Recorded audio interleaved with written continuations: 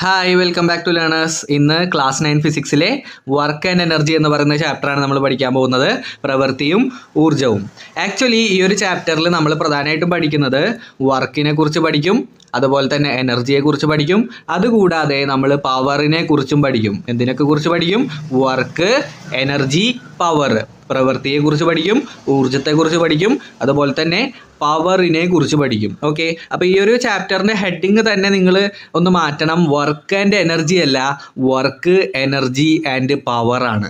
Okay, ഈ മൂന്ന് കാര്യങ്ങളെക്കുറിച്ച് കൃത്യമായിട്ട് ഈ ഒരു ചാപ്റ്റർ പഠിച്ചു കഴിയുമ്പോൾ നിങ്ങൾക്ക് കൃത്യമായിട്ടത് മനസ്സിലാക്കിയെടുക്കാൻ പറ്റും.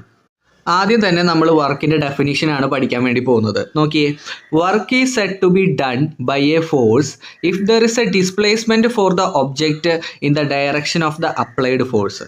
അതായത് ഒരു വസ്തുവിൽ ബലം പ്രയോഗിക്കുകയും അതുമൂലം വസ്തുവിന് ബലത്തിൻ്റെ ദിശയിൽ സ്ഥാനാന്തരം സംഭവിക്കുകയും ചെയ്യുന്നുണ്ടെങ്കിൽ ബലം വസ്തുവിൽ പ്രവൃത്തി ചെയ്തു എന്ന് നമുക്ക് പറയാൻ വേണ്ടി പറ്റും. അതായത് ഞാനിവിടെ 10 കിലോഗ്രാം മാസുള്ള ഒരു വസ്തു എടുക്കുകയാണ്. 10 കിലോഗ്രാം മാസുള്ള ഒരു പെട്ടി എടുക്കുകയാണ്. ഈ പെട്ടിയിലേക്ക് ഞാൻ 5 ന്യൂട്ടൺ ബലം പ്രയോഗിക്കുകയാണ്. 5 ന്യൂട്ടൺ എത്രയാണ്? 5 ന്യൂട്ടൺ ബലം പ്രയോഗിച്ചു. അങ്ങനെയാണെങ്കിൽ ഈ പെട്ടി എന്ത് ചെയ്തിട്ടുണ്ടാവും? സ്വാഭാവികമായിട്ടും നീങ്ങിയിട്ടുണ്ടാവും അല്ലേ? നീങ്ങിയത് ഒരു 2 മീറ്റർ ആണെന്നിരിക്കട്ടെ. ഇനി നിങ്ങൾ ഈ സ്റ്റേറ്റ്മെന്റ് ഒന്ന് വായിച്ചു നോക്ക്. അതായത് work is said to be done by a force if there is a displacement for the object in the direction of applied force. എവിടേക്കാണോ ബലം പ്രയോഗിച്ചത് ആ ബലം പ്രയോഗിച്ച ദിശയിൽ ആ വസ്തുവിന് സ്ഥാനാന്തരം സംഭവിച്ചിട്ടുണ്ടെങ്കിൽ, ഡിസ്പ്ലേസ്മെന്റ് സംഭവിച്ചിട്ടുണ്ടെങ്കിൽ അതിനെന്ത് പറയും? വർക്ക് ഡൺ എന്ന് പറയും, അല്ലെങ്കിൽ പ്രവൃത്തി ചെയ്തു എന്ന് പറയും. ഒന്നുകൂടി പറഞ്ഞുതരാം. അതായത് ഒരു വസ്തുവിൽ ബലം പ്രയോഗിച്ചാൽ ആ ബലം പ്രയോഗിച്ച ദിശയിൽ തന്നെ സ്ഥാനാന്തരം സംഭവിക്കണം. പ്രയോഗിച്ച ദിശയിൽ തന്നെ സ്ഥാനാന്തരം സംഭവിക്കണം. ആ ഫോഴ്സ് എവിടേക്കാണോ അപ്ലൈ ചെയ്തത് അതേ ഡയറക്ഷനിലേക്ക് തന്നെ ഡിസ്പ്ലേസ്മെൻറ്റ് സംഭവിച്ചാൽ അതിനെയാണ് മക്കളെ എന്ത് പറയുക? പ്രവൃത്തി അഥവാ വർക്ക് എന്ന് പറയുക. ടെക്സ്റ്റ് ബുക്കിൽ ഇല്ലാത്ത ഒരു ചെറിയൊരു എക്സാമ്പിൾ ഞാനിവിടെ പറഞ്ഞുതരാം. അതായത് വലിയൊരു ബ്ലോക്ക് നമ്മളിവിടെ എടുത്തിട്ടുണ്ട്. വലിയൊരു 10 കിലോഗ്രാമിൻ്റെ ബ്ലോക്ക് എടുത്തിട്ടുണ്ട്. അതിലേക്ക് എന്ത് ചെയ്യുകയാണ്? ഒരു 20 ന്യൂട്ടൺ ഫോഴ്സ് ഒരാൾ കൊടുക്കുകയാണ്. ഏകദേശം 10 മീറ്ററോളം അദ്ദേഹം ആ ഒരു വസ്തുവിനെ നീക്കി കൊണ്ടുപോയി. അങ്ങനെ കൊണ്ടുപോയിട്ട് എന്ത് ചെയ്തു? അവസാനം ഫൈനൽ പൊസിഷനിൽ അവിടെ നിർത്തി വെച്ചു. അപ്പോൾ ഞാനിവിടെ ചോദിക്കുന്നത് ഈ ഒരു വ്യക്തി വർക്ക് ചെയ്തിട്ടുണ്ടോ, വർക്ക് ചെയ്തിട്ടില്ലേ എന്നാണ് ഞാൻ ചോദിക്കുന്നത്. നിങ്ങൾ എന്താണ് ഉത്തരം പറയുക? യെസ്, ഇദ്ദേഹം എന്ത് ചെയ്തിട്ടുണ്ട്? വർക്ക് ചെയ്തിട്ടുണ്ട്. കാരണം എന്താണ്? ഇവിടെ ഒരു ഫോഴ്സും കൊടുത്തിട്ടുണ്ട്. ആ ഫോഴ്സ് കൊടുത്തപ്പോൾ ഫോഴ്സിൻ്റെ അതേ ഡയറക്ഷനിൽ തന്നെ എന്ത് സംഭവിച്ചിട്ടുണ്ട്? ഡിസ്പ്ലേസ്മെൻറ്റ് സംഭവിച്ചിട്ടുണ്ട്. ശരിയല്ലേടാ? ഒന്ന് നോക്കടാ. ഇവിടെ ഫോഴ്സ് 20 ന്യൂട്ടൺ ഫോഴ്സ് കൊടുത്തിട്ടുണ്ട്. അതുപോലെ 10 മീറ്റർ ഡിസ്പ്ലേസ്മെൻറ്റ് സംഭവിച്ചിട്ടുണ്ട്. അപ്പോൾ ഇങ്ങനെ ഫോഴ്സ് കൊടുത്ത അതേ ഡയറക്ഷനിൽ തന്നെ ഡിസ്പ്ലേസ്മെൻറ്റ് ഉണ്ടെങ്കിൽ അതിനെ എന്തെന്ന് പറയാൻ പറ്റും? വർക്ക് ഡൺ അഥവാ പ്രവൃത്തി ചെയ്തു എന്ന് നമുക്ക് പറയാൻ വേണ്ടി പറ്റും. ക്ലിയർ ആണോടാ? യെസ്. ഇനി നിങ്ങൾ നോക്കിയേ അടുത്ത കേസിൽ നിങ്ങൾ നോക്കിക്കഴിഞ്ഞാൽ മെസ്സി ഒരു ബോളിനെ കിക്ക് ചെയ്ത് ഗോൾ ആക്കുകയാണ്. അപ്പോൾ മെസ്സി എന്ത് ചെയ്യുന്നുണ്ട്? ഇവിടെ സ്വാഭാവികമായിട്ടും ഫോഴ്സ് കൊടുക്കുന്നുണ്ട് അല്ലേ? ഫോഴ്സ് കൊടുക്കുന്നുണ്ട്. അതുപോലെ ഈ ഒരു ബോളിന് എന്ത് സംഭവിക്കുന്നുണ്ട്? ഡിസ്പ്ലേസ്മെൻറ്റ് സംഭവിക്കുന്നുണ്ട്. അപ്പോൾ ഫോഴ്സും കൊടുത്തിട്ടുണ്ട്, ഡിസ്പ്ലേസ്മെൻറ്റ് സംഭവിച്ചിട്ടുണ്ട്. അപ്പോൾ മെസ്സി വർക്ക് ചെയ്തിട്ടുണ്ടോ, വർക്ക് ചെയ്തിട്ടില്ലേ? പറഞ്ഞേടാ. യെസ്, വർക്ക് ചെയ്തിട്ടുണ്ട്. വെരി ഗുഡ്, വർക്ക് ചെയ്തിട്ടുണ്ട്. ഇനി അതേസമയം ഇദ്ദേഹം ഈ ഒരു ചുമരിനെ തള്ളുകയാണ്. ഈ ഒരു വാളിനെ എന്ത് ചെയ്യാണ്? പുഷ് ചെയ്യാണ്. അപ്പോൾ പുഷ് ചെയ്യുന്ന സമയത്ത് അദ്ദേഹം ഒരു ഫോഴ്സ് കൊടുക്കുന്നുണ്ട് അല്ലേ? പക്ഷേ എന്തില്ല? ഈ ഒരു ചുമര് എന്ത് ചെയ്യുന്നില്ല? ഡിസ്പ്ലേസ്മെൻറ്റ് സംഭവിക്കുന്നില്ല അല്ലേ? ഡിസ്പ്ലേസ്മെൻറ്റ് സംഭവിക്കുന്നില്ല. അപ്പോൾ ഇവിടെ എന്ത് ചെയ്തിട്ടില്ല എന്ന് പറയാൻ പറ്റും? വർക്ക് ചെയ്തിട്ടില്ല. അതായത് മക്കളെ പറഞ്ഞു വന്നത് ഇത്രയേ ഉള്ളൂ. കൊടുത്ത ഫോഴ്സിൻ്റെ അതേ ഡയറക്ഷനിൽ തന്നെ എന്ത് സംഭവിക്കണം?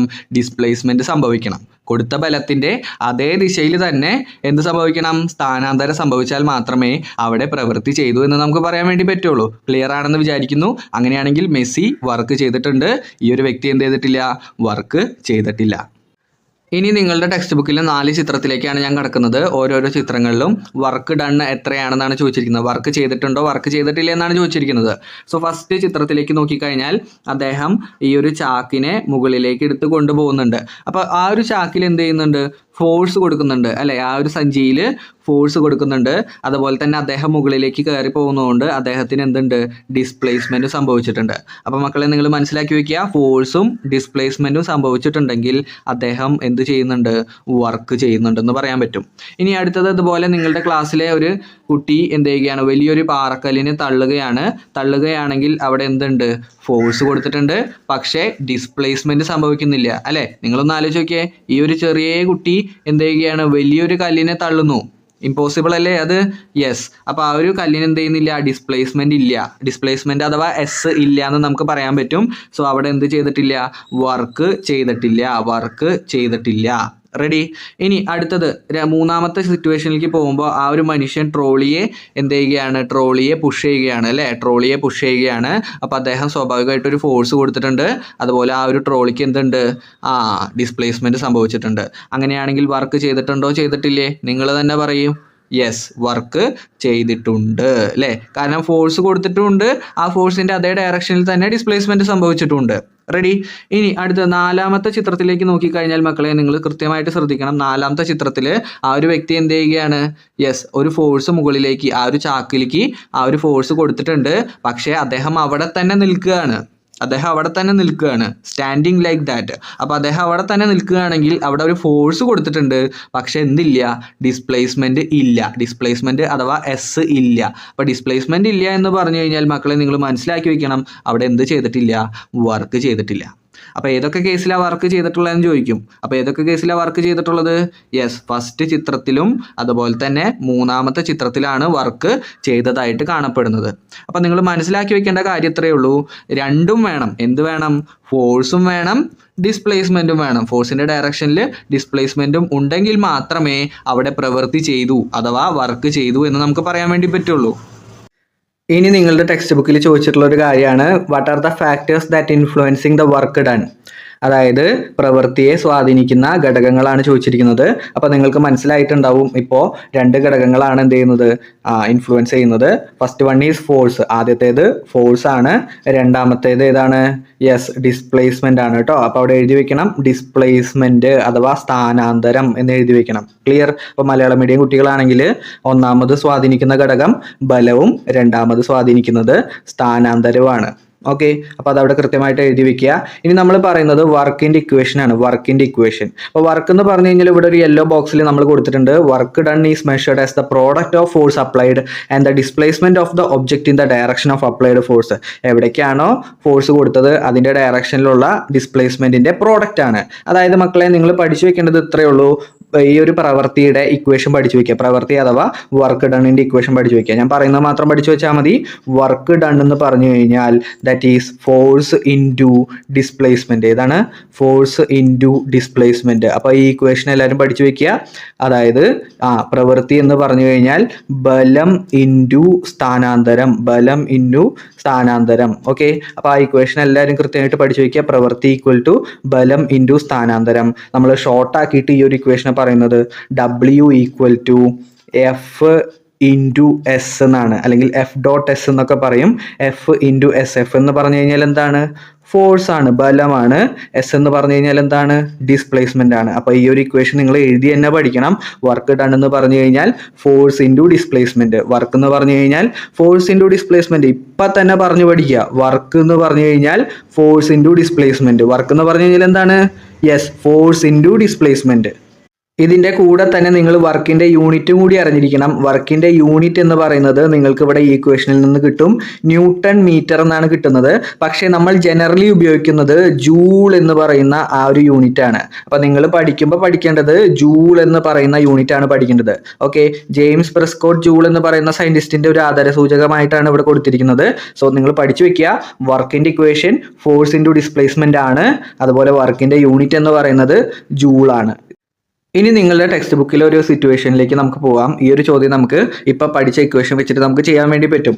The patients on the wheel chair are to be shifted to a distance of 10 metre. അതായത് ഈ രണ്ട് പേഷ്യൻസിനെയും 10 മീറ്റർ ദൂരത്തേക്ക് കൊണ്ടുപോകണം. അതായത് രണ്ടുപേരെയും എന്ത് ചെയ്യണം? 10 മീറ്റർ ദൂരത്തേക്ക് കൊണ്ടുപോകണം. If a force of 40 newton is applied on the wheel chair in the situation 1. അതായത് ഒന്നാമത്തെ സിറ്റുവേഷനിൽ 40 ന്യൂട്ടൺ ആണ് ബലം പ്രയോഗിച്ചതെങ്കിൽ the force needed is 70 newton in the situation 2. രണ്ടാമത്തെ സിറ്റുവേഷനിലാകട്ടെ ഉപയോഗിച്ച ഫോഴ്സ് എത്രയാണ്? 70 ന്യൂട്ടൺ ആണ്. അപ്പോൾ മക്കളെ നിങ്ങൾ മനസ്സിലാക്കുക, in both the cases the wheel chair was taken at the same speed along the same path. The displacement of the wheel chair is also the same. അതായത് ഇവിടെ ഡിസ്പ്ലേസ്മെന്റ് സെയിം ആണ്, സ്ഥാനാന്തരം same ആണെന്നാണ് പറയുന്നത്. സോ ഇവിടെ ചോദിക്കുകയാണ്, in which situation was more work done? എവിടെയാണ് കൂടുതൽ പ്രവൃത്തി ചെയ്തതെന്നാണ് ചോദിക്കുന്നത്. അപ്പോൾ ഞാൻ പഠിപ്പിച്ചു തന്നിട്ടുണ്ട്, നിങ്ങളിപ്പോൾ പഠിച്ച കാര്യമാണ് വർക്കിന്റെ ഇക്വേഷൻ എന്ന് പറയുന്നത്. വർക്കിന്റെ ഇക്വേഷൻ എന്ന് പറയുന്നത് പറഞ്ഞിട മക്കളെ, വർക്കിന്റെ ഇക്വേഷൻ ഫോഴ്സ് ഇൻറ്റു ഡിസ്പ്ലേസ്മെന്റ് ആണ് അല്ലെ, ഫോഴ്സ് ഇൻറ്റു ഡിസ്പ്ലേസ്മെന്റ് ആണ്. അപ്പോൾ നിങ്ങൾ ഇവിടെ നോക്കിക്കഴിഞ്ഞാൽ ഫോഴ്സ് എന്ന് പറഞ്ഞാൽ ആദ്യത്തെ കേസിലെ ഫോഴ്സ് 40 ന്യൂട്ടണും ഡിസ്പ്ലേസ്മെന്റ് 10 മീറ്റർ ആണ്. അപ്പോൾ നമുക്ക് ഇവിടെ വർക്ക് കാണാൻ വേണ്ടി പറ്റില്ലേ? യെസ്, ആദ്യത്തെ കേസിലെ വർക്ക് എന്ന് പറഞ്ഞു കഴിഞ്ഞാൽ 40 ഇൻറ്റു 10 ആണ്. എത്രയാണ്? 40 ഇൻറ്റു 10 400 ആണ്. 400 ജൂളാണ് ആദ്യത്തെ വർക്ക്. റെഡി. ഇനി രണ്ടാമത്തെ വർക്ക് നിങ്ങൾക്ക് കാണാൻ വേണ്ടി പറ്റും. രണ്ടാമത്തെ വർക്കിൽ ആ ഒരു ഫോഴ്സ് എന്ന് പറയുന്നത് 70 ന്യൂട്ടണും അതുപോലെ തന്നെ ഡിസ്പ്ലേസ്മെന്റ് 10 മീറ്ററും ആണ്. അപ്പോൾ രണ്ടാമത്തെ വർക്ക്, അതായത് W2 എന്ന് ഞാൻ എടുക്കുകയാണ്. രണ്ടാമത്തെ സിറ്റുവേഷനിലെ വർക്കിനെ W2 എന്ന് എടുക്കുകയാണ്. അതായത് ഫോഴ്സ് 70 ആണ് ഇൻറ്റു ഡിസ്പ്ലേസ്മെന്റ് സ്ഥാനാന്തരം എന്ന് പറയുന്നത് 10 ആണ്. അങ്ങനെയാണെങ്കിൽ അവിടുത്തെ വർക്ക് ഡൺ എന്ന് പറയുന്നത് എത്രയാണ്? 700 ജൂളാണ്. അപ്പോൾ നിങ്ങൾ നോക്കിയടാ, ആദ്യത്തെ കേസിൽ എത്രയായിരുന്നു? ആദ്യത്തെ കേസിൽ 400 ജൂളാണ് വർക്ക് ചെയ്തത്. രണ്ടാമത്തെ കേസിൽ 700 ജൂളാണ് വർക്ക് ചെയ്തത്. അപ്പൊ എവിടെയാണ് കൂടുതലായിട്ട് വർക്ക് ചെയ്തത്? നിങ്ങൾ തന്നെ പറയൂ, എവിടെയാണ് കൂടുതലായിട്ട് വർക്ക് ചെയ്തത്? യെസ്, സിറ്റുവേഷൻ 2ലാണ് അല്ലെ. സിറ്റുവേഷൻ 2 രണ്ടാമത്തെ സന്ദർഭത്തിലാണ് കൂടുതലായിട്ട് വർക്ക് ചെയ്തത്. അപ്പൊ നിങ്ങൾ അത് മാർക്ക് ചെയ്യണം. എവിടെയാണ് കൂടുതൽ വർക്ക് ചെയ്തതെന്ന് ചോദിച്ചു കഴിഞ്ഞാൽ സിറ്റുവേഷൻ 2ലാണ്. Which factor influence the quantity of the work done? ഏത് ഫാക്ടറിനെ ഡിപ്പെൻഡ് ചെയ്തിട്ടാണ് വർക്ക് ഡിപ്പെൻഡ് ചെയ്തിരുന്നത്? യെസ്, ദാറ്റ് ഈസ് എന്താണ്? ഫോഴ്സിനെയാണ് കേട്ടോ, ഫോഴ്സ് ആണ്. അപ്പോൾ ഇത്രയും കാര്യങ്ങൾ നിങ്ങൾ മനസ്സിലാക്കി വെക്കുക. ടെക്സ്റ്റിൽ ഉണ്ടായിരുന്ന ഒരു ടൈപ്പ് ഓഫ് ചോദ്യം ചെയ്ത് കഴിഞ്ഞിട്ടുണ്ട്. സോ അതുപോലെ തന്നെ വർക്കിന്റെ ഇക്വേഷൻ പറഞ്ഞിട്ടുണ്ട്, വർക്കിന്റെ യൂണിറ്റും പറഞ്ഞു തന്നിട്ടുണ്ട്, ഒരു ക്വസ്റ്റ്യനും നമ്മൾ ചെയ്തിട്ടുണ്ട്. ഇന്ന് നമ്മൾ രണ്ട് കാര്യങ്ങളാണ് പഠിക്കാൻ വേണ്ടി പോകുന്നത്. രണ്ട് കാര്യങ്ങൾ എന്ന് പറഞ്ഞു കഴിഞ്ഞാൽ first one work done against the ഗ്രാവിറ്റിയും രണ്ടാമത്തത് നെഗറ്റീവ് വർക്കുമാണ്. അപ്പോൾ നമ്മൾ ആദ്യം പഠിക്കുന്നത് വർക്ക് ഡൺ അഗെയിൻസ്റ്റ് ഗ്രാവിറ്റിയാണ്. ഗ്രാവിറ്റിക്കെതിരെ വർക്ക് ചെയ്ത് കഴിഞ്ഞാൽ എന്തൊക്കെ കാര്യങ്ങളാണ് നമ്മൾ ശ്രദ്ധിക്കേണ്ടത്? എന്താണ് സത്യത്തിൽ ഗ്രാവിറ്റിക്കെതിരെ വർക്ക് ചെയ്തു എന്ന് പറഞ്ഞു കഴിഞ്ഞാൽ നിങ്ങൾക്കറിയാം അല്ലേ, ഗ്രാവിറ്റി പഠിച്ചതല്ലേ നിങ്ങൾ? ഗ്രാവിറ്റേഷണൽ ഫോഴ്സിനെ കുറിച്ച് പഠിച്ചതാണ് അല്ലേ? മുകളിൽ നിന്ന് ഏതൊരു വസ്തുവിനെയും താഴേക്ക് വീഴ്ത്തുന്ന ഒരു ഫോഴ്സാണ് ഗ്രാവിറ്റി എന്ന് പറയുന്നത്. അപ്പോൾ ഗ്രാവിറ്റി എപ്പോഴും നിങ്ങൾ ആലോചിച്ച് വെക്കണം, ഗ്രാവിറ്റി എപ്പോഴും മുകളിൽ നിന്ന് താഴോട്ടായിരിക്കും. അപ്പോൾ വർക്ക് ഡൺ അഗെയിൻസ്റ്റ് ഗ്രാവിറ്റി എന്ന് പറഞ്ഞു കഴിഞ്ഞാൽ താഴെയുള്ള ഒരു വസ്തുവിനെ മുകളിലേക്ക് എത്തിക്കുന്നതിനെയാണ് എന്ത് പറയുക? വർക്ക് ഡൺ അഗെയിൻസ്റ്റ് ഗ്രാവിറ്റി എന്ന് പറയുക. ഉദാഹരണത്തിന് നിങ്ങളുടെ ടെക്സ്റ്റ് ബുക്കിൽ ഒരു ചിത്രം നൽകിയിട്ടുണ്ട് അല്ലേ? ഇവിടെ വലിയൊരു മാസിനെ എന്ത് ചെയ്യാണ്? ഒരു ഉയരത്തിലേക്ക്, ഒരു നിശ്ചിത ഉയരത്തിലേക്ക് എത്തിക്കുകയാണ് അല്ലേ? ഒരു പ്രത്യേക ഹൈറ്റിലേക്ക് എത്തിക്കുകയാണ്. അപ്പോൾ ഗ്രാവിറ്റി നിങ്ങൾക്കറിയാം, ഗ്രാവിറ്റി മുകളിൽ നിന്ന് താഴേക്കാണെങ്കിൽ അതിനെതിരെ, അതിന് ഓപ്പോസിറ്റ് ആയിട്ട് എന്ത് ചെയ്യാണ്? താഴെ നിന്ന് മുകളിലേക്ക് ഒരു ഫോഴ്സ് കൊടുക്കുകയാണ് അല്ലെങ്കിൽ ഒരു വർക്ക് ചെയ്യാണ്. അതാണ് work done against the gravity എന്ന് പറഞ്ഞു കഴിഞ്ഞാൽ. മക്കളെ, നിങ്ങൾ ഈ ഒരു യെല്ലോ ബോക്സ് ഉറപ്പായിട്ടും പഠിച്ചു വെക്കണം. Work done in lifting object against the force of gravity. ഗ്രാവിറ്റിക്കെതിരെ വർക്ക് ചെയ്ത് കഴിഞ്ഞാൽ അതിൻ്റെ ഇക്വേഷനാണ് W=mgh. എന്താണ് ഇക്വേഷൻ? W=mgh. ഇവിടെ m എന്ന് പറയുന്നത് മാസ് ആണ് കേട്ടോ. m എന്ന് പറഞ്ഞാൽ മാസ് ആണ്. g എന്ന് പറഞ്ഞാൽ നിങ്ങൾക്കറിയാം എർത്തിന്റെ വാല്യൂ അല്ലെ, acceleration due to gravity 9.8 metre per second square ആണ്. h എന്ന് പറഞ്ഞു കഴിഞ്ഞാൽ ഉയർത്തിയ ഹൈറ്റ് ആണ്, ഉയരമാണ്. ഓക്കെ, അപ്പോൾ നിങ്ങൾ കൃത്യമായിട്ട് ശ്രദ്ധിക്കുക. വസ്തുക്കളെ ഉയർത്തുന്ന സന്ദർഭത്തിൽ ഗുരുത്വാകർഷണത്തിനെതിരായി ചെയ്ത പ്രവൃത്തി W=mgh ആണ്. അതായത് നിങ്ങൾക്ക് ക്വസ്റ്റ്യനിൽ തരികയാണ്, ഒരു വസ്തുവിനെ ഒരു നിശ്ചിത ഉയരത്തിലേക്ക് കൊണ്ടുപോയി എന്ന് പറയാണ്. അപ്പം നിങ്ങൾ ഉപയോഗിക്കേണ്ട ഇക്വേഷൻ W=mgh ആണ് കേട്ടോ. W=mgh.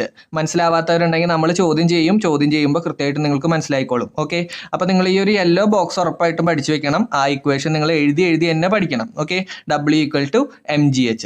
കൃത്യമാണല്ലോ? യെസ്. ഇനി നമ്മൾ ഈ ക്വസ്റ്റ്യനിലേക്ക് കടക്കുകയാണ്. മക്കളെ ശ്രദ്ധിക്കടാ. Calculate the quantity of work required to lift an object of mass 100 gram to a height of 1 meter എന്നാണ് ചോദിച്ചിരിക്കുന്നത്. ജിയുടെ value 10 meter per second square എന്ന് തന്നിട്ടുണ്ട്. അപ്പോൾ ഈ ഒരു ക്വസ്റ്റ്യനിൽ നിങ്ങൾ നോക്കിക്കഴിഞ്ഞാൽ വർക്കാണ് നമുക്ക് കാണേണ്ടത് അല്ലേ? കാൽക്കുലേറ്റ് ദ വർക്ക് എന്നാണ് പറഞ്ഞിരിക്കുന്നത്. Required to lift an object, ഈ ഒരു വാക്ക് നിങ്ങൾ കൃത്യമായിട്ട് ശ്രദ്ധിക്കണം. ലിഫ്റ്റ് ആൻ ഒബ്ജക്റ്റ്, ഒരു വസ്തുവിനെ ഉയർത്താൻ, അതായത് ഗ്രാവിറ്റിക്കെതിരെ വർക്ക് ചെയ്യാനുള്ള ഒരു ഇക്വേഷനാണ് ചോദിച്ചിരിക്കുന്നത്. അപ്പം നിങ്ങൾ ഓൾറെഡി പഠിച്ചു കഴിഞ്ഞിട്ടുണ്ട്, ഗ്രാവിറ്റിക്കെതിരെ ചെയ്യുന്ന വർക്ക് W=mgh ആണ് ഇക്വേഷൻ അല്ലേ. W=mgh ആണ് ഇക്വേഷൻ. അപ്പോൾ നിങ്ങളിവിടെ ക്വസ്റ്റ്യനിൽ നോക്കിക്കഴിഞ്ഞാൽ മാസ് 100 ഗ്രാം എന്ന് തന്നിട്ടുണ്ട് അല്ലേ. മാസ് 100 ഗ്രാം എന്ന് തന്നിട്ടുണ്ട്. അതിനെ ഒരിക്കലും ഗ്രാമിൽ നിങ്ങൾ ചെയ്യാൻ വേണ്ടി പാടില്ല, കിലോഗ്രാമിലേക്ക് മാറ്റണം അല്ലേ. അതായത് 1000 കൊണ്ട് എന്ത് ചെയ്യണം, ഡിവൈഡ് ചെയ്യണം. അപ്പോൾ നിങ്ങൾ നോക്കിക്കഴിഞ്ഞാൽ 0.1 കിലോഗ്രാം എന്ന് കിട്ടും. എന്ത് കിട്ടും? 0.1 കിലോഗ്രാം എന്ന് കിട്ടും. ഇനി നിങ്ങൾ ജിയുടെ വാല്യൂ ഡയറക്റ്റ്ലി നമുക്ക് തന്നിട്ടുണ്ട് 10 മീറ്റർ/സെക്കൻഡ് സ്ക്വയർ ആണെന്ന് തന്നിട്ടുണ്ട് ജിയുടെ വാല്യൂ. ഇനി അതുപോലെ ഹൈറ്റ് 1 മീറ്റർ ആണെന്ന് തന്നിട്ടുണ്ട്. അപ്പോൾ h=1 മീറ്റർ. മക്കളെ നിങ്ങൾ കൃത്യമായിട്ട് പറഞ്ഞയുടെ ഇക്വേഷൻ ഇപ്പം തന്നെ ഇരുന്ന് പറഞ്ഞേ. യെസ്, W=mgh ആണ് ഇക്വേഷൻ അല്ലേ. W=mgh ആണ്. അപ്പോൾ മാസിൻ്റെ വാല്യൂ പറയും 0.1 ഇൻറ്റു ജിയുടെ വാല്യൂ എത്രയാണ്? യെസ്, 10 ഇൻറ്റു എച്ചിൻ്റെ വാല്യൂ എത്രയാണ്? 1. അപ്പോൾ നിങ്ങൾ നോക്കിക്കഴിഞ്ഞാൽ 0.1 ഇൻറ്റു 10 എന്ന് പറഞ്ഞു കഴിഞ്ഞാൽ 1 ആണ്. ഇനി 1 ഇൻറ്റു 1 എന്ന് പറഞ്ഞു കഴിഞ്ഞാൽ 1 ആണ്. അപ്പോൾ നിങ്ങളിവിടെ നോക്കിക്കഴിഞ്ഞാൽ വർക്കിൻ്റെ വാല്യൂ വരുന്നത് W= എത്ര കിട്ടും നമുക്ക്? W=1 ജൂൾ എന്ന് കിട്ടും. എന്ത് കിട്ടും? W=1 joule. പ്രവൃത്തി =1 ജൂൾ എന്ന് കിട്ടും. മക്കളെ നിങ്ങൾ ഒരു കാര്യം മാത്രമേ ശ്രദ്ധിക്കേണ്ടൂ, ഇവിടെ മാസ് നൽകിയിരിക്കുന്നത് ഗ്രാമിലാണ്, 100 ഗ്രാം എന്നാണ് നൽകിയിരിക്കുന്നത്. അതിനെ ഉറപ്പായിട്ടും നിങ്ങൾ കിലോഗ്രാമിലേക്ക് മാറ്റണം, അതായത് 0.1 കിലോഗ്രാം എന്നായിട്ട് മാറും. പിന്നെ അതുപോലെ W=mgh എന്ന് പറഞ്ഞ ഇക്വേഷനിൽ എല്ലാ വാല്യൂസ് സബ്സ്റ്റിറ്റ്യൂട്ട് ചെയ്ത് കൊടുത്താൽ നിങ്ങൾക്ക് എന്ത് കിട്ടും? ഫൈനലി നിങ്ങൾക്ക് കിട്ടും വർക്ക് ഡൺ അഥവാ പ്രവൃത്തി ചെയ്തത് 1 ജൂൾ എന്ന് പറഞ്ഞ ആൻസർ കിട്ടും. ഇത് ടെക്സ്റ്റ് ബുക്കിനകത്ത് കൃത്യമായിട്ട് കൊടുത്തിരിക്കുന്ന ഒരു ക്വസ്റ്റ്യൻ ആണ്. അപ്പോൾ അത് നമ്മൾ ചെയ്ത് കഴിഞ്ഞു. ഓക്കെ, അപ്പോൾ ഈ ക്വസ്റ്റ്യൻസ് വന്നു കഴിഞ്ഞാൽ, ഇത്തരത്തിലൊരു ക്വസ്റ്റ്യൻ വന്നു കഴിഞ്ഞാൽ ഉപയോഗിക്കേണ്ട ഇക്വേഷൻ W=mgh എന്ന് പറഞ്ഞ ഇക്വേഷൻ ആണ്. യെസ്, ഇതുപോലെ തന്നെ മറ്റൊരു ചോദ്യം നോക്കാം. ടെക്സ്റ്റ് ബുക്കിനകത്തുള്ള ചോദ്യമാണ്. A barrel of mass 50 kilogram is to be loaded on to a lorry. Platform of the lorry is at a height of 2 meter from the ground level. G = 10 meter/second square എന്ന് ചോദിച്ചിട്ടുണ്ട്. നമ്മുടെ ഇവിടെ കാണാൻ പറഞ്ഞിരിക്കുന്നത് calculate the work done ആണ്. വർക്കാണ് നമുക്ക് കാണേണ്ടത്. ഓക്കെ, അപ്പോൾ ഇവിടെ നിങ്ങൾക്ക് ഡാറ്റാസ് നോക്കിക്കഴിഞ്ഞാൽ ഡാറ്റാസിൽ നിങ്ങൾക്ക് കാണാൻ വേണ്ടി പറ്റും. ഇവിടെ ഡാറ്റാസ് നൽകിയിരിക്കുന്നത് മാസ് എന്ന് പറയുന്നത് എത്രയാണ്? 50 കിലോഗ്രാം ആണ് അല്ലേ. മാസ് 50 കിലോഗ്രാം ആണ്. അതുപോലെ ഹൈറ്റ് എന്ന് പറയുന്നത് 2 മീറ്റർ ആണ്. അതുപോലെ ജിയുടെ വാല്യൂ 10 മീറ്റർ/സെക്കൻഡ് സ്ക്വയർ ആണെന്ന് നൽകിയിരിക്കുന്നു. നമുക്ക് കാണേണ്ടത് എന്താണ്? വർക്ക് ഡൺ ആണ് കാണേണ്ടത് അല്ലേ. അതായത് ഒരു നിശ്ചിത ഉയരത്തിലേക്ക് എത്തിക്കുന്ന വർക്കാണ് കാണേണ്ടത്. അപ്പോൾ വർക്കിൻ്റെ ഇക്വേഷൻ എല്ലാവരും ഒന്ന് പറഞ്ഞേ. യെസ്, പറയണ മക്കളെ. യെസ്, W=mgh ആണ് ഇക്വേഷൻ അല്ലേ. W=mgh. ഇവിടെ m എന്ന് പറയുന്ന വാല്യൂ എത്രയാണ്? 50 ഇൻറ്റു ജിയുടെ വാല്യൂ എത്രയാണ്? 10 ഇൻറ്റു എച്ചിൻ്റെ വാല്യൂ എത്രയാണ്? 2 ആണ് അല്ലേ. അപ്പോൾ അത് നമ്മൾ മൾട്ടിപ്ലൈ ചെയ്ത് കഴിയുമ്പോൾ നമുക്ക് കിട്ടും എന്ത്? 50 ഇൻറ്റു 10 എന്ന് പറഞ്ഞു കഴിഞ്ഞാൽ 500 ആണ്. 500 ഇൻറ്റു 2 എന്ന് പറഞ്ഞു കഴിഞ്ഞാൽ 1000 ആണ് കേട്ടോ. സോ ഇവിടെ നിങ്ങൾക്ക് കൃത്യമായിട്ട് കിട്ടും വർക്ക് ഡൺ എന്ന് പറഞ്ഞു കഴിഞ്ഞാൽ 1000 ജൂൾ എന്ന് കിട്ടും. എത്ര കിട്ടും? Work done 1000 joule. എല്ലാവർക്കും കിട്ടിയില്ലേ? യെസ്, W=1000 ജൂൾ എന്ന് കിട്ടും. അപ്പോൾ വർക്ക് ഡണ്ണിൻ്റെ ഇക്വേഷൻ എല്ലാവരും പഠിച്ചു വെക്കണം. വർക്ക് ഡണ്ണിൻ്റെ ഇക്വേഷൻ W=mgh. ഇനി അടുത്തത് നിങ്ങൾ പഠിക്കേണ്ടത് വർക്കിൻ്റെ 2 ടൈപ്പുകളാണ് കേട്ടോ. വർക്കിന് 2 രീതിയിൽ നമുക്ക് പറയാം. ഒന്ന് positive work, 2 negative work. Work എന്ന് പറഞ്ഞാൽ പോസിറ്റീവ് വർക്ക് ഡൺ ആകാം, ഒന്നുകിൽ നെഗറ്റീവ് വർക്ക് ഡൺ ആവാം. Okay, if the displacement of the object is in the direction of the force then the work done by the force on the object is positive. അങ്ങനെ ഒരു statement അവർ കൊടുത്തിട്ടുണ്ട്. അതുപോലെ തന്നെ if the displacement of the object is opposite to the direction of the force then the work done by the force on the object is negative. ഇങ്ങനെ ഒരു statement നൽകിയിട്ടുണ്ട്. ഈ സ്റ്റേറ്റ്മെന്റ് നിങ്ങൾ ബൈ ഹാർട്ട് പഠിച്ചു വയ്ക്കുന്നത് നല്ലതായിരിക്കും. എങ്കിലും ഞാൻ ഇതിന്റെ അർത്ഥം കൃത്യമായിട്ട് നിങ്ങൾക്ക് പറഞ്ഞുതരാം. നിങ്ങൾ ഒരു കാര്യം ശ്രദ്ധിക്കേണ്ടത്, ഞാൻ ആദ്യം പറയുന്നത് പോസിറ്റീവ് വർക്കിനെ കുറിച്ചിട്ടാണ്. പോസിറ്റീവ് വർക്ക് എന്ന് പറഞ്ഞു കഴിഞ്ഞാൽ മക്കളെ, നിങ്ങൾ എവിടേക്കാണോ ഫോഴ്സ് കൊടുത്തത് അതേ ഡയറക്ഷനിൽ തന്നെയാണ് ഡിസ്പ്ലേസ്മെന്റ് സംഭവിച്ചതെങ്കിൽ, അതേ ഡയറക്ഷനിൽ തന്നെയാണ് എന്ത് സംഭവിച്ചത്? ഡിസ്പ്ലേസ്മെന്റ് സംഭവിച്ചത് എങ്കിൽ അതിനെ പറയുന്നതാണ് പോസിറ്റീവ് വർക്ക് എന്ന്. ഇനി നെഗറ്റീവ് വർക്ക് എന്ന് പറഞ്ഞു കഴിഞ്ഞാൽ നിങ്ങൾ ഫോഴ്സ് കൊടുത്ത ഡയറക്ഷൻ റൈറ്റിലേക്കാണ്, പകരം ഡിസ്പ്ലേസ്മെന്റ് സംഭവിച്ചത് ലെഫ്റ്റിലേക്കാണെങ്കിൽ, ഓപ്പോസിറ്റ് ഡയറക്ഷനിലേക്കാണെങ്കിൽ അതിനെ നെഗറ്റീവ് വർക്ക് എന്നാണ് പറയുക. ഇപ്പം എല്ലാവർക്കും ക്ലിയർ ആണോ? ഇനി ആ സ്റ്റേറ്റ്മെന്റ് ഒന്ന് വായിച്ചു നോക്കൂ. If the displacement of the object is in the direction of the force, എവിടേക്കാണോ ഫോഴ്സ് കൊടുത്തത് അതിൻ്റെ തന്നെ ഡയറക്ഷനിലാണ് ഡിസ്പ്ലേസ്മെന്റ് എങ്കിൽ അതിനെ പോസിറ്റീവ് വർക്ക് എന്ന് പറയും. എന്താ നമ്മൾ പറഞ്ഞത്? ഫോഴ്സ് കൊടുത്ത അതേ ഡയറക്ഷനിൽ തന്നെയാണ് ഡിസ്പ്ലേസ്മെന്റ് സംഭവിച്ചതെങ്കിൽ അതിനെ പോസിറ്റീവ് വർക്ക് എന്ന് പറയും. റെഡി ആണല്ലോ? യെസ്. ഇനി if the displacement of the object is in the opposite direction of the force കൊടുത്ത ഡയറക്ഷന്റെ ഓപ്പോസിറ്റ് ഡയറക്ഷനിലാണ് ഡിസ്പ്ലേസ്മെന്റ് സംഭവിച്ചതെങ്കിൽ, ബലം കൊടുത്തതിന്റെ എതിരെയാണ് സ്ഥാനാന്തരം സംഭവിച്ചതെങ്കിൽ അതിനെ നെഗറ്റീവ് വർക്ക് ഡൺ എന്ന് പറയും. ക്ലിയർ ആണോ മക്കളെ? യെസ്. ഫോഴ്സ് കൊടുത്ത അതേ ഡയറക്ഷനിൽ തന്നെയാണ് ഡിസ്പ്ലേസ്മെന്റ് സംഭവിച്ചതെങ്കിൽ പോസിറ്റീവ് വർക്ക് എന്നും, ഫോഴ്സ് കൊടുത്ത ഡയറക്ഷന്റെ ഓപ്പോസിറ്റ് ഡയറക്ഷനിലാണ് ഡിസ്പ്ലേസ്മെന്റ് സംഭവിച്ചതെങ്കിൽ നെഗറ്റീവ് വർക്ക് എന്നും പറയും. ഈ ഒരു സ്റ്റേറ്റ്മെന്റ് നിങ്ങൾക്ക് കറക്റ്റായിട്ട് പഠിച്ചു വെക്കണം. നമുക്ക് എക്സാമിന് ചോദിക്കുന്നത് നെഗറ്റീവ് വർക്കിന്റെ എക്സാമ്പിൾസ് ബേസ് ചെയ്തിട്ടായിരിക്കും നമുക്ക് എക്സാമിന് ക്വസ്റ്റ്യൻസ് ഉണ്ടാവുന്നത്. സോ ഈ ഒരു സ്റ്റേറ്റ്മെന്റ് എല്ലാവരും കൃത്യമായിട്ട് പഠിച്ചു വെക്കുക.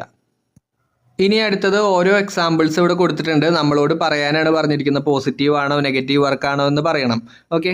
സോ ഫസ്റ്റ് എക്സാമ്പിൾ നമ്മൾ എടുത്തു കഴിഞ്ഞാൽ എക്സാമ്പിൾ നിങ്ങൾ മനസ്സിലൊന്ന് ആലോചിച്ച് നോക്കണം. ഓരോന്നിൻ്റെയും ഡയറക്ഷൻ നിങ്ങൾ മനസ്സിലൊന്ന് കൃത്യമായിട്ട് ഉറപ്പിച്ച് വെക്കണം.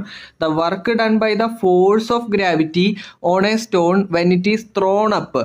ഒരു കല്ലിനെ മുകളിലേക്ക് എറിഞ്ഞു കഴിഞ്ഞാൽ അവിടെ ഫോഴ്സ് ഓഫ് ഗ്രാവിറ്റി ചെയ്യുന്ന വർക്ക് പോസിറ്റീവ് ആണോ നെഗറ്റീവ് ആണോ എന്നാണ് ചോദിച്ചിരിക്കുന്നത്. അപ്പോൾ നിങ്ങൾക്കറിയാം കല്ലിനെ മുകളിലേക്ക് എറിഞ്ഞു കഴിഞ്ഞാൽ ഡിസ്പ്ലേസ്മെന്റ് മുകളിലേക്കാണ് അല്ലേ?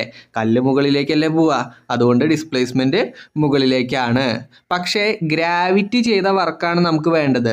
നിങ്ങൾക്കറിയാലോ ഗ്രാവിറ്റി എപ്പോഴും മുകളിൽ നിന്ന് താഴേക്കല്ലേ? ഫ്രം അപ്വേർഡ് ടു ഡൗൺവേർഡ് അല്ലെ? മുകളിൽ നിന്ന് താഴത്തേക്കാണ് എന്ത് എപ്പോഴും ഗ്രാവിറ്റി ഉള്ളത്. അപ്പോൾ നിങ്ങളിവിടെ ഡയറക്ഷൻ നോക്കിയിട്ട് പറയൂ, both are in the same direction ആണോ ഓപ്പോസിറ്റ് ഡയറക്ഷൻ ആണോ?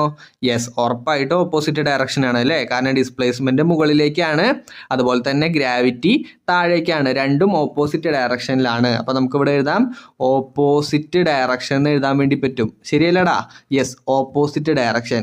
ഇങ്ങനെ ഓപ്പോസിറ്റ് ഡയറക്ഷനിലാണെങ്കിൽ നമ്മുടെ വർക്ക് ഡൺ എന്ന് പറയുന്നതും എന്ത് തന്നെയാണ്? യെസ്, നെഗറ്റീവ് വർക്കാണെന്ന് പറയാൻ വേണ്ടി പറ്റും. റെഡി?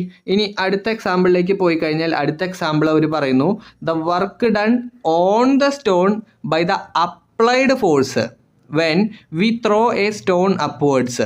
ഒരു കല്ലിനെ മുകളിലേക്ക് എറിഞ്ഞു കഴിഞ്ഞാൽ നിങ്ങൾക്കറിയാം അവിടെ ചെയ്ത ഫോഴ്സ്, അവിടെ കൊടുത്ത ഫോഴ്സ് എവിടേക്ക് തന്നെയാണ്? നമ്മൾ ഫോഴ്സ് കൊടുത്തതും മുകളിലേക്ക് തന്നെയാണ് അല്ലേ? ഫോഴ്സ് കൊടുത്തതും മുകളിലേക്ക് തന്നെയാണ്. ഈ കല്ലിന് സംഭവിച്ച ഡിസ്പ്ലേസ്മെന്റ് എവിടേക്ക് തന്നെയാണ്? ഡിസ്പ്ലേസ്മെന്റും എവിടേക്ക് തന്നെയാണ്? യെസ്, അപ്വേർഡ് തന്നെയാണ്, മുകളിലേക്ക് തന്നെയാണ്. സോ ഇവിടെ ഫോഴ്സും ഡിസ്പ്ലേസ്മെന്റും ഒരേ ഡയറക്ഷനിലാണ്. അതുകൊണ്ട് ഇവിടെ നമുക്ക് പറയാം പോസിറ്റീവ് വർക്ക് ഡൺ. എല്ലാവരും പറയുന്നുണ്ട് കേട്ടോ പോസിറ്റീവ് വർക്ക് ഡൺ എന്ന്. വെരി ഗുഡ്, എല്ലാവരും പറയുന്നുണ്ട് പോസിറ്റീവ് വർക്ക് ഡൺ എന്ന്. ഇനി അടുത്തൊരു എക്സാമ്പിൾ കൊടുത്തിട്ടുണ്ട് the work done by the force of gravity when a coconut falls down. അതായത് തെങ്ങിൽ നിന്ന് തേങ്ങ വീഴുമ്പോൾ ഗ്രാവിറ്റി ചെയ്ത വർക്കാണ് ഇവിടെ ചോദിച്ചിട്ടുള്ളത്. അപ്പോൾ നിങ്ങൾക്കറിയാം തെങ്ങിൽ നിന്ന് തേങ്ങ വീഴുക എന്ന് പറഞ്ഞു കഴിഞ്ഞാൽ യെസ്, മുകളിൽ നിന്ന് താഴേക്കായിരിക്കും കോക്കനട്ട് വീഴുന്നത് അല്ലേ? മുകളിൽ നിന്ന് താഴേക്കല്ലേ കോക്കനട്ട് വീഴുക? യെസ്, അപ്പോൾ അവിടെ ഡിസ്പ്ലേസ്മെന്റ് മുകളിൽ നിന്ന് താഴേക്ക് തന്നെയായിരിക്കും.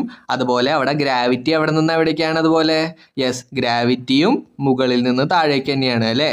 അപ്പോൾ രണ്ടും ഏത് ഡയറക്ഷനിലാണെന്ന് നമുക്ക് പറയാൻ പറ്റും? രണ്ടും സെയിം ഡയറക്ഷനിലാന്ന് പറയാൻ പറ്റും. ശരിയല്ലേടാ? യെസ്, കോക്കനട്ട് വീഴുന്നതിൻ്റെ ഡിസ്പ്ലേസ്മെന്റ് താഴേക്ക് തന്നെയാണ്, അതുപോലെ ഗ്രാവിറ്റിയും താഴേക്ക് തന്നെയാണ്. അപ്പോൾ രണ്ടും സെയിം ഡയറക്ഷനിലാന്ന് നമുക്ക് പറയാൻ പറ്റും. സോ സെയിം ഡയറക്ഷൻ എന്നവിടെ എഴുതി വെക്കുക. സെയിം ഡയറക്ഷനിലാണ്, അതുകൊണ്ട് ഇവിടെ വർക്ക് ഡൺ എന്ന് പറയുന്നത് പോസിറ്റീവ് വർക്കാണ്. ഇവിടെ ഗ്രാവിറ്റി ചെയ്ത വർക്ക് പോസിറ്റീവ് വർക്കാണെന്ന് പറയാൻ പറ്റും. റെഡി?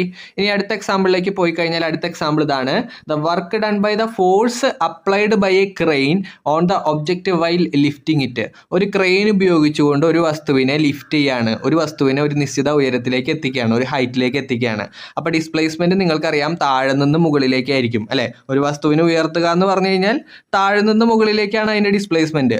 റെഡി അല്ലേ? അതുപോലെ ഇവിടെ ചോദിച്ചിരിക്കുന്ന ഫോഴ്സ് എപ്പോഴും എവിടെ നിന്ന് എവിടേക്കാണ് കൊടുക്കുന്നത്? താഴെ നിന്ന് മുകളിലേക്ക് തന്നെയാണ്. ഫോഴ്സും താഴെ നിന്ന് മുകളിലേക്ക് തന്നെയാണ് ക്രെയിൻ കൊടുക്കുന്നത്. അപ്പോൾ ഫോഴ്സും ഡിസ്പ്ലേസ്മെന്റും ഒരേ ഡയറക്ഷനിലാണെങ്കിൽ അവിടെ വർക്ക് ഡൺ എന്ന് പറയുന്നത് എന്ത് തന്നെയായിരിക്കും? പോസിറ്റീവ് വർക്കായിരിക്കും കേട്ടോ. അപ്പോൾ ക്രെയിനിന്റെ കേസ് നിങ്ങളൊന്ന് ശ്രദ്ധിച്ച് വെക്കുക. ക്രെയിൻ മുകളിൽ നിന്ന് താഴേക്ക് ഒരു സാധനത്തിനെ കൊണ്ടുപോകുന്നു എന്ന് പറഞ്ഞു കഴിഞ്ഞാൽ ഫോഴ്സും ഡിസ്പ്ലേസ്മെന്റും ഒരേ ഡയറക്ഷനിൽ തന്നെയായിരിക്കും. അപ്പോൾ ഈ പറഞ്ഞ എക്സാമ്പിളുകളെല്ലാം എല്ലാവർക്കും ക്ലിയർ ആണെന്ന് വിചാരിക്കുന്നു. നമ്മൾ പറഞ്ഞ ഐഡിയ ഒന്നേ ഉള്ളൂ, ഫോഴ്സും ഡിസ്പ്ലേസ്മെന്റും ഒരേ ഡയറക്ഷനിലാണെങ്കിൽ അവിടെ പോസിറ്റീവ് വർക്ക് എന്ന് പറയാം. ഇനി ഫോഴ്സും ഡിസ്പ്ലേസ്മെന്റും ഓപ്പോസിറ്റ് ഡയറക്ഷനിലാണെങ്കിൽ അതിനെ നെഗറ്റീവ് വർക്ക് എന്ന് പറയാൻ വേണ്ടി പറ്റും. അപ്പോൾ വർക്ക് എനർജി എന്ന് പറഞ്ഞ ചാപ്റ്ററിൽ വർക്കിനെ കുറിച്ച് നമ്മൾ ഫുള്ള് പഠിച്ചു കഴിഞ്ഞു. വർക്കിനെ കുറിച്ച് ഇപ്പോൾ നിങ്ങൾക്ക് എല്ലാവർക്കും അറിയാം. വർക്ക് എന്ന് പറഞ്ഞു കഴിഞ്ഞാൽ F×S ആണ്, ഫോഴ്സ് ഇൻറ്റു ഡിസ്പ്ലേസ്മെൻ്റ് ആണ്. ഇനി ഒരു ഒബ്ജക്റ്റിനെ ലിഫ്റ്റ് ചെയ്യുന്ന കേസാണെങ്കിൽ, ഒരു ഒബ്ജക്റ്റിനെ ഉയർത്തുന്ന കേസാണെങ്കിൽ വർക്ക് എന്ന് പറഞ്ഞു കഴിഞ്ഞാൽ W=mgh ആണ് ഇക്വേഷൻ. അവിടെ നിങ്ങൾക്ക് എമ്മും ജിയും എച്ചും നൽകിയിട്ടുണ്ടാവും. അപ്പോൾ ആ ഒരു ഇക്വേഷൻ ഉപയോഗിച്ചിട്ട് W=mgh എന്ന് പറഞ്ഞ ഇക്വേഷൻ ഉപയോഗിച്ചിട്ടാണ് നിങ്ങൾ പ്രോബ്ലംസ് ചെയ്യേണ്ടതായിട്ടുള്ളത്. അതുപോലെ വർക്കിൻ്റെ യൂണിറ്റ് നമ്മൾ പറഞ്ഞു, SI യൂണിറ്റ് ജൂളാണ്. അതുപോലെ വർക്ക് 2 ടൈപ്പ് ഉണ്ട്. First one is positive work and second one is negative work. Positive work എന്ന് പറഞ്ഞു കഴിഞ്ഞാൽ ഫോഴ്സും ഡിസ്പ്ലേസ്മെൻറ്റും സെയിം ഡയറക്ഷനിലായിരിക്കും. ഇനി നെഗറ്റീവ് വർക്ക് എന്ന് പറഞ്ഞു കഴിഞ്ഞാൽ ഫോഴ്സും ഡിസ്പ്ലേസ്മെൻറ്റും ഓപ്പോസിറ്റ് ഡയറക്ഷനിലായിരിക്കും. അവരുടെ സിറ്റുവേഷൻസും അല്ലെങ്കിൽ അതിൻ്റെ എക്സാമ്പിൾസൊക്കെ നമ്മൾ ചെയ്ത് കഴിഞ്ഞു. എക്സാമ്പിൾസാണ് പൊതുവേ നമ്മളുടെ എക്സാമിന് ചോദിക്കാറുള്ളത്. കുറേ അധികം സിറ്റുവേഷൻസ് തരും. അതിൽ വർക്ക് ഡൺ പോസിറ്റീവ് ആണോ നെഗറ്റീവ് ആണോ എന്ന് പറഞ്ഞിട്ടാണ് നമ്മൾ ചോദിക്കാറുള്ളത്. സോ ഇത്രയും കാര്യങ്ങളൊക്കെയാണ് ഈ പറഞ്ഞ വർക്കിൽ നിങ്ങൾക്ക് പഠിക്കാനായിട്ടുള്ളത്. ഇന്ന് നമ്മൾ പ്രധാനമായിട്ടും പഠിക്കുന്നത് 3 കാര്യങ്ങളാണ്. ആദ്യം തന്നെ നമ്മൾ എനർജിയെക്കുറിച്ച് പഠിക്കും. അതിനുശേഷം മെക്കാനിക്കൽ എനർജിയെക്കുറിച്ച് പറയും. ഈ മെക്കാനിക്കൽ എനർജിയിൽ വരുന്ന ഒരു ടൈപ്പ് ഓഫ് എനർജിയാണ് പൊട്ടൻഷ്യൽ എനർജി. ഈ പൊട്ടൻഷ്യൽ എനർജീനെ നിങ്ങൾ കൂടുതലായിട്ട് പഠിച്ചെടുക്കണം. കാരണം ഇവിടുന്ന് ചോദ്യം വരാനുള്ള ചാൻസ് വളരെയധികം കൂടുതലാണ്. ഈ പൊട്ടൻഷ്യൽ എനർജിയുടെ 2 ടൈപ്പുകൾ പല രീതിയിലും നിങ്ങൾക്ക് ക്വസ്റ്റ്യൻ ആയിട്ട് ചോദിക്കാൻ ചാൻസ് ഉണ്ട്. അപ്പോൾ നമ്മൾ ഇന്ന് പ്രധാനമായിട്ടും പറയാനായിട്ട് ഇമ്പോർട്ടൻ്റ് ആയിട്ട് നമ്മൾ പഠിക്കാൻ പോകുന്ന ടോപ്പിക്ക് പൊട്ടൻഷ്യൽ എനർജിയാണ്. അപ്പോൾ എല്ലാവരും സെറ്റായിട്ട് ബുക്കൊക്കെ എടുത്ത് വെച്ച് ടെക്സ്റ്റ് ബുക്കൊക്കെ എടുത്ത് കൃത്യമായിട്ട് ഇരിക്കുക. സോ നമ്മൾ ആദ്യം കടക്കുന്നത് എനർജിയിലേക്കാണ്. എന്താണ് എനർജി അഥവാ ഊർജം എന്ന് പറയും അല്ലേ, എനർജി എന്ന് പറയും. അപ്പോൾ നിങ്ങളുടെ ടെക്സ്റ്റ് ബുക്ക് എടുത്തു കഴിഞ്ഞാൽ നിങ്ങൾക്ക് ഫസ്റ്റ് കാണാൻ വേണ്ടി പറ്റും, write down the example of different forms of energy. ഊർജത്തിൻ്റെ പല രൂപങ്ങൾ എഴുതാൻ പറഞ്ഞിട്ടുണ്ട് അല്ലേ. ഇത് ചോദിച്ചു കഴിഞ്ഞാൽ നിങ്ങളെല്ലാവരും ഓരോരോ എനർജി വെച്ച് ഇങ്ങനെ പറഞ്ഞുകൊണ്ടിരിക്കും. ഞാൻ ആദ്യം പറയാം, ഏത് എനർജിയാണ്? Yes, electrical energy. അത് കഴിഞ്ഞ് മെക്കാനിക്കൽ എനർജി ഉണ്ട്. അത് കഴിഞ്ഞ് ചൂടാക്കി കഴിഞ്ഞാൽ ഹീറ്റ് എനർജി ഉണ്ട്. അത് കഴിഞ്ഞ് സൗണ്ട് എനർജി ഉണ്ട് അല്ലേ, സൗണ്ട് എനർജി ഉണ്ട്. ഇങ്ങനെ ഓരോരോ എനർജികൾ നിങ്ങളെടുത്ത് ചോദിച്ചു കഴിഞ്ഞാൽ നിങ്ങൾ ഓരോരോ എനർജി പറയും. ഇനി വേറൊരു കുട്ടിയുടെ അടുത്ത് ചോദിച്ചു, അപ്പോൾ അവൻ പറഞ്ഞു കെമിക്കൽ എനർജി ഉണ്ടെന്ന് അല്ലേ. അപ്പോൾ നിങ്ങൾക്കറിയാം ഈ ഒരു ലോകത്ത് നോക്കിക്കഴിഞ്ഞാൽ ഡിഫറെൻറ്റ് ടൈപ്സ് ഓഫ് എനർജി ഉണ്ട്, അല്ലെങ്കിൽ ഡിഫറെൻറ്റ് ഫോംസ് ഓഫ് എനർജി ഉണ്ട്. അപ്പോൾ നിങ്ങളുടെ അടുത്ത് പരീക്ഷയ്ക്ക് ചോദിക്കുകയാണ് what are the different forms of energy എന്ന് ചോദിച്ചു കഴിഞ്ഞാൽ നിങ്ങൾ ഈ പറഞ്ഞ ഫോമുകളൊക്കെയാണ് എഴുതി വെക്കുന്നത്. Electrical energy, mechanical energy, heat energy, sound energy, chemical energy, wind energy എന്നൊക്കെ പറഞ്ഞ് നിങ്ങൾക്ക് എഴുതാൻ വേണ്ടി പറ്റും. അതവിടെ നിൽക്കട്ടെ. നമ്മൾ ഇന്ന് പഠിക്കുന്നത് എന്താണ് എനർജി. ഒരു കുഞ്ഞൻ സ്റ്റേറ്റ്മെൻ്റ് ആണ് എനർജിയെ കുറിച്ച് കൊടുത്തിരിക്കുന്നത്. Energy is the ability to do work. എന്താ എനർജി എന്ന് പറഞ്ഞു കഴിഞ്ഞാൽ ഇറ്റ് ഈസ് ദ എബിലിറ്റി. എന്തിനുള്ള കഴിവാണ്? എന്തിനുള്ള കഴിവാണ്? യെസ്, വർക്ക് ചെയ്യാനുള്ള എബിലിറ്റി. എന്താ പറയുക? Energy is the ability to do work. Work ചെയ്യാനുള്ളൊരു കഴിവ് അല്ലെങ്കിൽ എബിലിറ്റി, അതിനെയാണ് എന്ത് പറയുക? എനർജി എന്ന് പറയുക. ഈ എനർജിയുടെ ഒരു യൂണിറ്റ് ഉണ്ട് മക്കളെ, അത് പഠിച്ചു വെക്കണം. എനർജിയുടെ യൂണിറ്റ് ജൂളാണ്. എന്താണ് യൂണിറ്റ്? ജൂള്. അപ്പം നിങ്ങൾ പഠിച്ചു വെക്കുക എനർജിയുടെ യൂണിറ്റ്. എനർജിയുടെ യൂണിറ്റ് എന്താണ്? ജൂളാണ്. അപ്പോൾ നിങ്ങൾ ചോദിക്കും, കഴിഞ്ഞ വീഡിയോയിൽ കണ്ട വർക്കിൻ്റെ യൂണിറ്റും ജൂൾ തന്നെയല്ലേ എന്ന്. യെസ്, അതെ, വർക്കിൻ്റെ യൂണിറ്റും എനർജിയുടെ യൂണിറ്റും ഒന്ന് തന്നെയാണ്. വർക്കിൻ്റെ യൂണിറ്റ് എനർജിയുടെ യൂണിറ്റ് എന്ത് തന്നെയാണ്? യെസ്, ജൂൾ തന്നെയാണ്. ഈ ഒരു പ്രത്യേകത നിങ്ങൾ ഉറപ്പായിട്ടും പഠിച്ചു വെക്കണം. വർക്കിൻ്റെയും എനർജിയുടെയും യൂണിറ്റ് എന്ത് തന്നെയാണ്? യെസ്, ജൂളാണ്. ഇനി മക്കളെ നിങ്ങൾ ടെക്സ്റ്റ് ബുക്കിലേക്ക് നോക്കിക്കഴിഞ്ഞാൽ നിങ്ങൾക്ക് ചെറിയൊരു കൺവേർഷൻ കാണാൻ വേണ്ടി പറ്റും. ഒരു കാലറി ഈക്വൽ ടു 4.2 ജൂൾ എന്ന് കൊടുത്തിട്ടുണ്ട് അല്ലേ. ഒരു കാലറി എന്ന് പറഞ്ഞു കഴിഞ്ഞാൽ 4.2 ജൂളാണ്. എന്താണ് കാലറി എന്ന് പറഞ്ഞു കഴിഞ്ഞാൽ? കാലറി എന്ന് പറഞ്ഞാൽ ഒന്നുമില്ല, ജൂളിന് പകരം എനർജിയുടെ മറ്റൊരു യൂണിറ്റാണ് എന്ത്? കാലറി. എനർജിയുടെ തന്നെ മറ്റൊരു യൂണിറ്റാണ് കാലറി. അപ്പോൾ ഒരു കാലറി എന്ന് പറഞ്ഞു കഴിഞ്ഞാൽ 4.2 ജൂളാണെന്നുള്ളത് നിങ്ങൾ ഉറപ്പായിട്ടും പഠിച്ചു വെക്കണം. This is very important. ഒരു കാലറി എന്ന് പറഞ്ഞു കഴിഞ്ഞാൽ 4.2 ജൂളാണ്. അതായത് 4.2 ജൂള്. ഒരു കാലറി എന്ന് പറഞ്ഞു കഴിഞ്ഞാൽ 4.2 ജൂളാണ്. ഉറപ്പായിട്ടും പഠിച്ചു വെക്കണം കേട്ടോ. ഇനി നിങ്ങളുടെ അടുത്ത് ക്വസ്റ്റ്യൻ ചോദിക്കാൻ പോകുന്നത് ഇങ്ങനെയായിരിക്കും. അങ്ങനെയാണെങ്കിൽ 10 കാലറിയെ നിങ്ങൾ ജൂളിലേക്ക് മാറ്റാൻ വേണ്ടി പറയും. അപ്പം നിങ്ങൾക്കറിയാം ഒരു കാലറി എന്ന് പറഞ്ഞു കഴിഞ്ഞാൽ 4.2 ജൂളാണ്. ഇനി 10 കാലറി എന്ന് പറഞ്ഞു കഴിഞ്ഞാൽ എന്താണ് ചെയ്യേണ്ടത്? യെസ്, 4.2 ഇൻറ്റു 10 ചെയ്യണം. അതായത് കാലറിയെ ജൂളിലേക്ക് മാറ്റാനായിട്ട് നിങ്ങൾ ഇൻറ്റു ചെയ്യണം. എന്തുകൊണ്ട്? 4.2 കൊണ്ട് ഇൻഡ്യൂ ചെയ്യണം. മനസ്സിലാക്കുക മക്കളെ, ഇത് മനസ്സിലാക്കിയെടുക്കണം.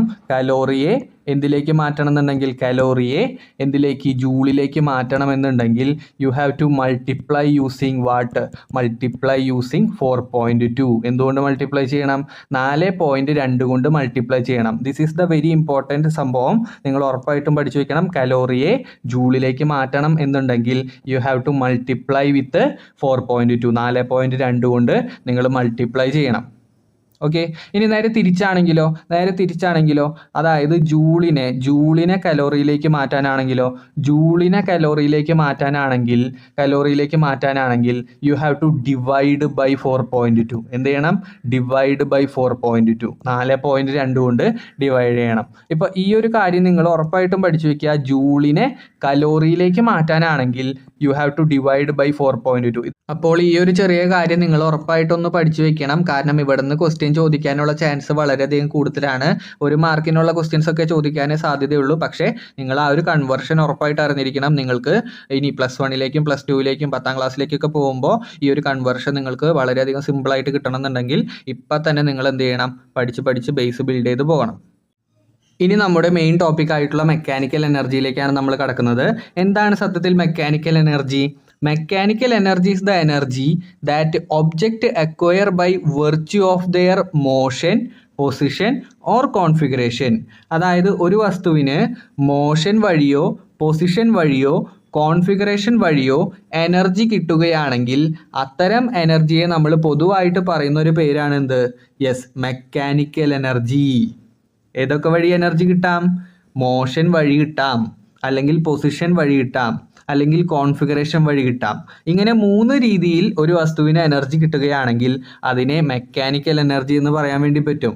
ഏതൊക്കെ വഴിയാണ് നമുക്ക് എനർജി കിട്ടുന്നത് ഒരു വസ്തുവിന്?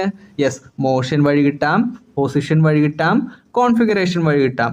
ഇങ്ങനെ 3 രീതിയിൽ എനർജി കിട്ടുകയാണെങ്കിൽ ആ വസ്തുവിൽ എന്തുണ്ടെന്ന് പറയാൻ പറ്റും? മെക്കാനിക്കൽ എനർജി ഉണ്ടെന്ന് പറയാൻ പറ്റും.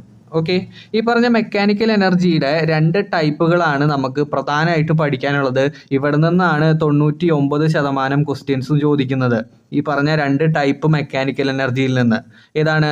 യെസ്, 2 ടൈപ്പ് മെക്കാനിക്കൽ എനർജി എന്ന് പറഞ്ഞു കഴിഞ്ഞാൽ first one is potential energy and second one is kinetic energy. അപ്പോൾ മക്കളെ നിങ്ങൾ മനസ്സിലാക്കണം, മെക്കാനിക്കൽ എനർജി എന്ന് പറഞ്ഞു കഴിഞ്ഞാൽ 2 രീതിയിലുണ്ട്. ആദ്യത്തേത് പൊട്ടൻഷ്യൽ എനർജി, രണ്ടാമത്തേത് കൈനറ്റിക് എനർജി. ഒന്ന് പറഞ്ഞേടാ ഇവിടെ ഇരുന്നിട്ട്. യെസ്, മെക്കാനിക്കൽ എനർജി എന്ന് പറഞ്ഞു കഴിഞ്ഞാൽ 2 ടൈപ്പ് ഉണ്ട്. ആദ്യത്തേത് പൊട്ടൻഷ്യൽ എനർജി, രണ്ടാമത്തേത് കൈനറ്റിക് എനർജി. അതിൽ തന്നെ നമ്മൾ ഇന്ന് പ്രധാനമായിട്ടും പഠിക്കുന്നത് പൊട്ടൻഷ്യൽ എനർജിയെ കുറിച്ചിട്ടാണ്. എന്തിനെ കുറിച്ചിട്ടാണ്?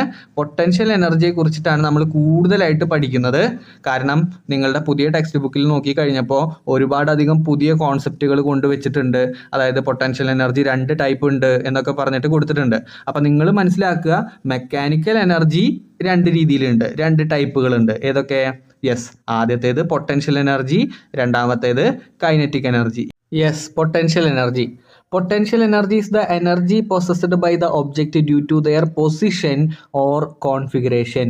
ഒരു വസ്തുവിന് തൻ്റെ പൊസിഷൻ കാരണമോ കോൺഫിഗറേഷൻ കാരണമോ ഒരു എനർജി കിട്ടുകയാണെങ്കിൽ അതിനെ പൊട്ടൻഷ്യൽ എനർജി എന്ന് പറയും. ക്ലിയർ ആണോടാ? യെസ്, ഒരു വസ്തുവിന് തൻ്റെ പൊസിഷൻ കാരണമോ കോൺഫിഗറേഷൻ കാരണമോ എനർജി കിട്ടുകയാണെങ്കിൽ അതിനെ പൊട്ടൻഷ്യൽ എനർജി എന്ന് പറയും. അപ്പോൾ ഈ ഒരു സ്റ്റേറ്റ്മെൻറ്റ് നിങ്ങൾ പഠിച്ചു വയ്ക്കുക. നമുക്ക് ചോദ്യങ്ങളായിരിക്കും ചോദിക്കാൻ പോകുന്നുണ്ടാവുക. റെഡി? അപ്പോൾ നിങ്ങൾ ഇവിടെ നോക്കിക്കഴിഞ്ഞാൽ നിങ്ങളുടെ ടെക്സ്റ്റ് ബുക്കിൽ കൊടുത്തിട്ടുണ്ട്, there are 2 types of potential energy. 2 രീതിയിലാണ് പൊട്ടൻഷ്യൽ എനർജി നമുക്ക് പറയാൻ പറ്റുക. ആദ്യത്തെ പൊട്ടൻഷ്യൽ എനർജി എന്ന് പറഞ്ഞു കഴിഞ്ഞാൽ potential energy due to position. ഏതോ ഒരു വസ്തുവിൻ്റെ പൊസിഷൻ കാരണം, സ്ഥാനം കാരണം കിട്ടുന്ന പൊട്ടൻഷ്യൽ എനർജി. രണ്ടാമത് നമ്മൾ പറഞ്ഞു കഴിഞ്ഞാൽ potential energy due to configuration. അതിൻ്റെ കോൺഫിഗറേഷൻ കാരണം കിട്ടുന്ന പൊട്ടൻഷ്യൽ എനർജി. അപ്പോൾ നിങ്ങൾ മനസ്സിലാക്കുക മക്കളെ, മെക്കാനിക്കൽ എനർജി 2 രീതിയിലുണ്ട്. ഏതൊക്കെ? യെസ്, പൊട്ടൻഷ്യൽ എനർജി ഉണ്ട്, അതുപോലെ തന്നെ കൈനറ്റിക് എനർജി ഉണ്ട്. ഈ പറഞ്ഞ പൊട്ടൻഷ്യൽ എനർജിയും 2 രീതിയിലുണ്ട്. ശ്രദ്ധിക്കണേ നിങ്ങൾ, പൊട്ടൻഷ്യൽ എനർജിയും 2 രീതിയിലുണ്ട്. പൊട്ടൻഷ്യൽ എനർജി ഏതൊക്കെ രീതിയിലുണ്ട്? യെസ്, ഒന്ന് പൊസിഷനെ അടിസ്ഥാനപ്പെടുത്തിയിട്ടുണ്ട്, അല്ലെ, സ്ഥാനത്തിനെ അടിസ്ഥാനപ്പെടുത്തിയിട്ടുണ്ട്. 2 കോൺഫിഗറേഷൻ, അവയുടെ ഷേപ്പിനൊക്കെ അടിസ്ഥാനപ്പെടുത്തിയിട്ടുണ്ട്. അപ്പോൾ അത് ഞാൻ കൂടുതൽ പറഞ്ഞുതരാം, ഒരു എക്സാമ്പിളൊക്കെ വെച്ചിട്ട് ഞാൻ പറഞ്ഞുതരാം. അപ്പോൾ നിങ്ങൾ ഈ ഒരു ഐഡിയ മനസ്സിൽ കൊണ്ടുവയ്ക്കണം. എന്ത്? മെക്കാനിക്കൽ എനർജി രണ്ട് രീതിയിലുണ്ട്. ദാറ്റ് ഈസ് പൊട്ടൻഷ്യൽ എനർജി അതുപോലെ തന്നെ കൈനറ്റിക് എനർജി. ഈ പറഞ്ഞ പൊട്ടൻഷ്യൽ എനർജി തന്നെ രണ്ട് രീതിയിലുണ്ട്. ഏതൊക്കെ?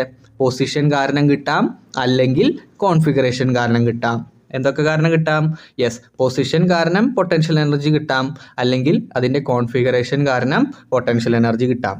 അപ്പോൾ potential energy due to position എന്ന് പറഞ്ഞു കഴിഞ്ഞാൽ ഒരു പ്രത്യേക ഹൈറ്റിലാണ് വസ്തു ഇരിക്കുന്നതെങ്കിൽ ആ ഒരു പൊട്ടൻഷ്യൽ എനർജിയെ നമ്മൾ potential energy due to position എന്നാണ് പറയുക. ഉദാഹരണത്തിന് ഒരു ചെടിച്ചട്ടി എടുത്ത് ഞാൻ എൻ്റെ വീടിൻ്റെ ടെറസിൽ കൊണ്ടുപോയി വെച്ചു.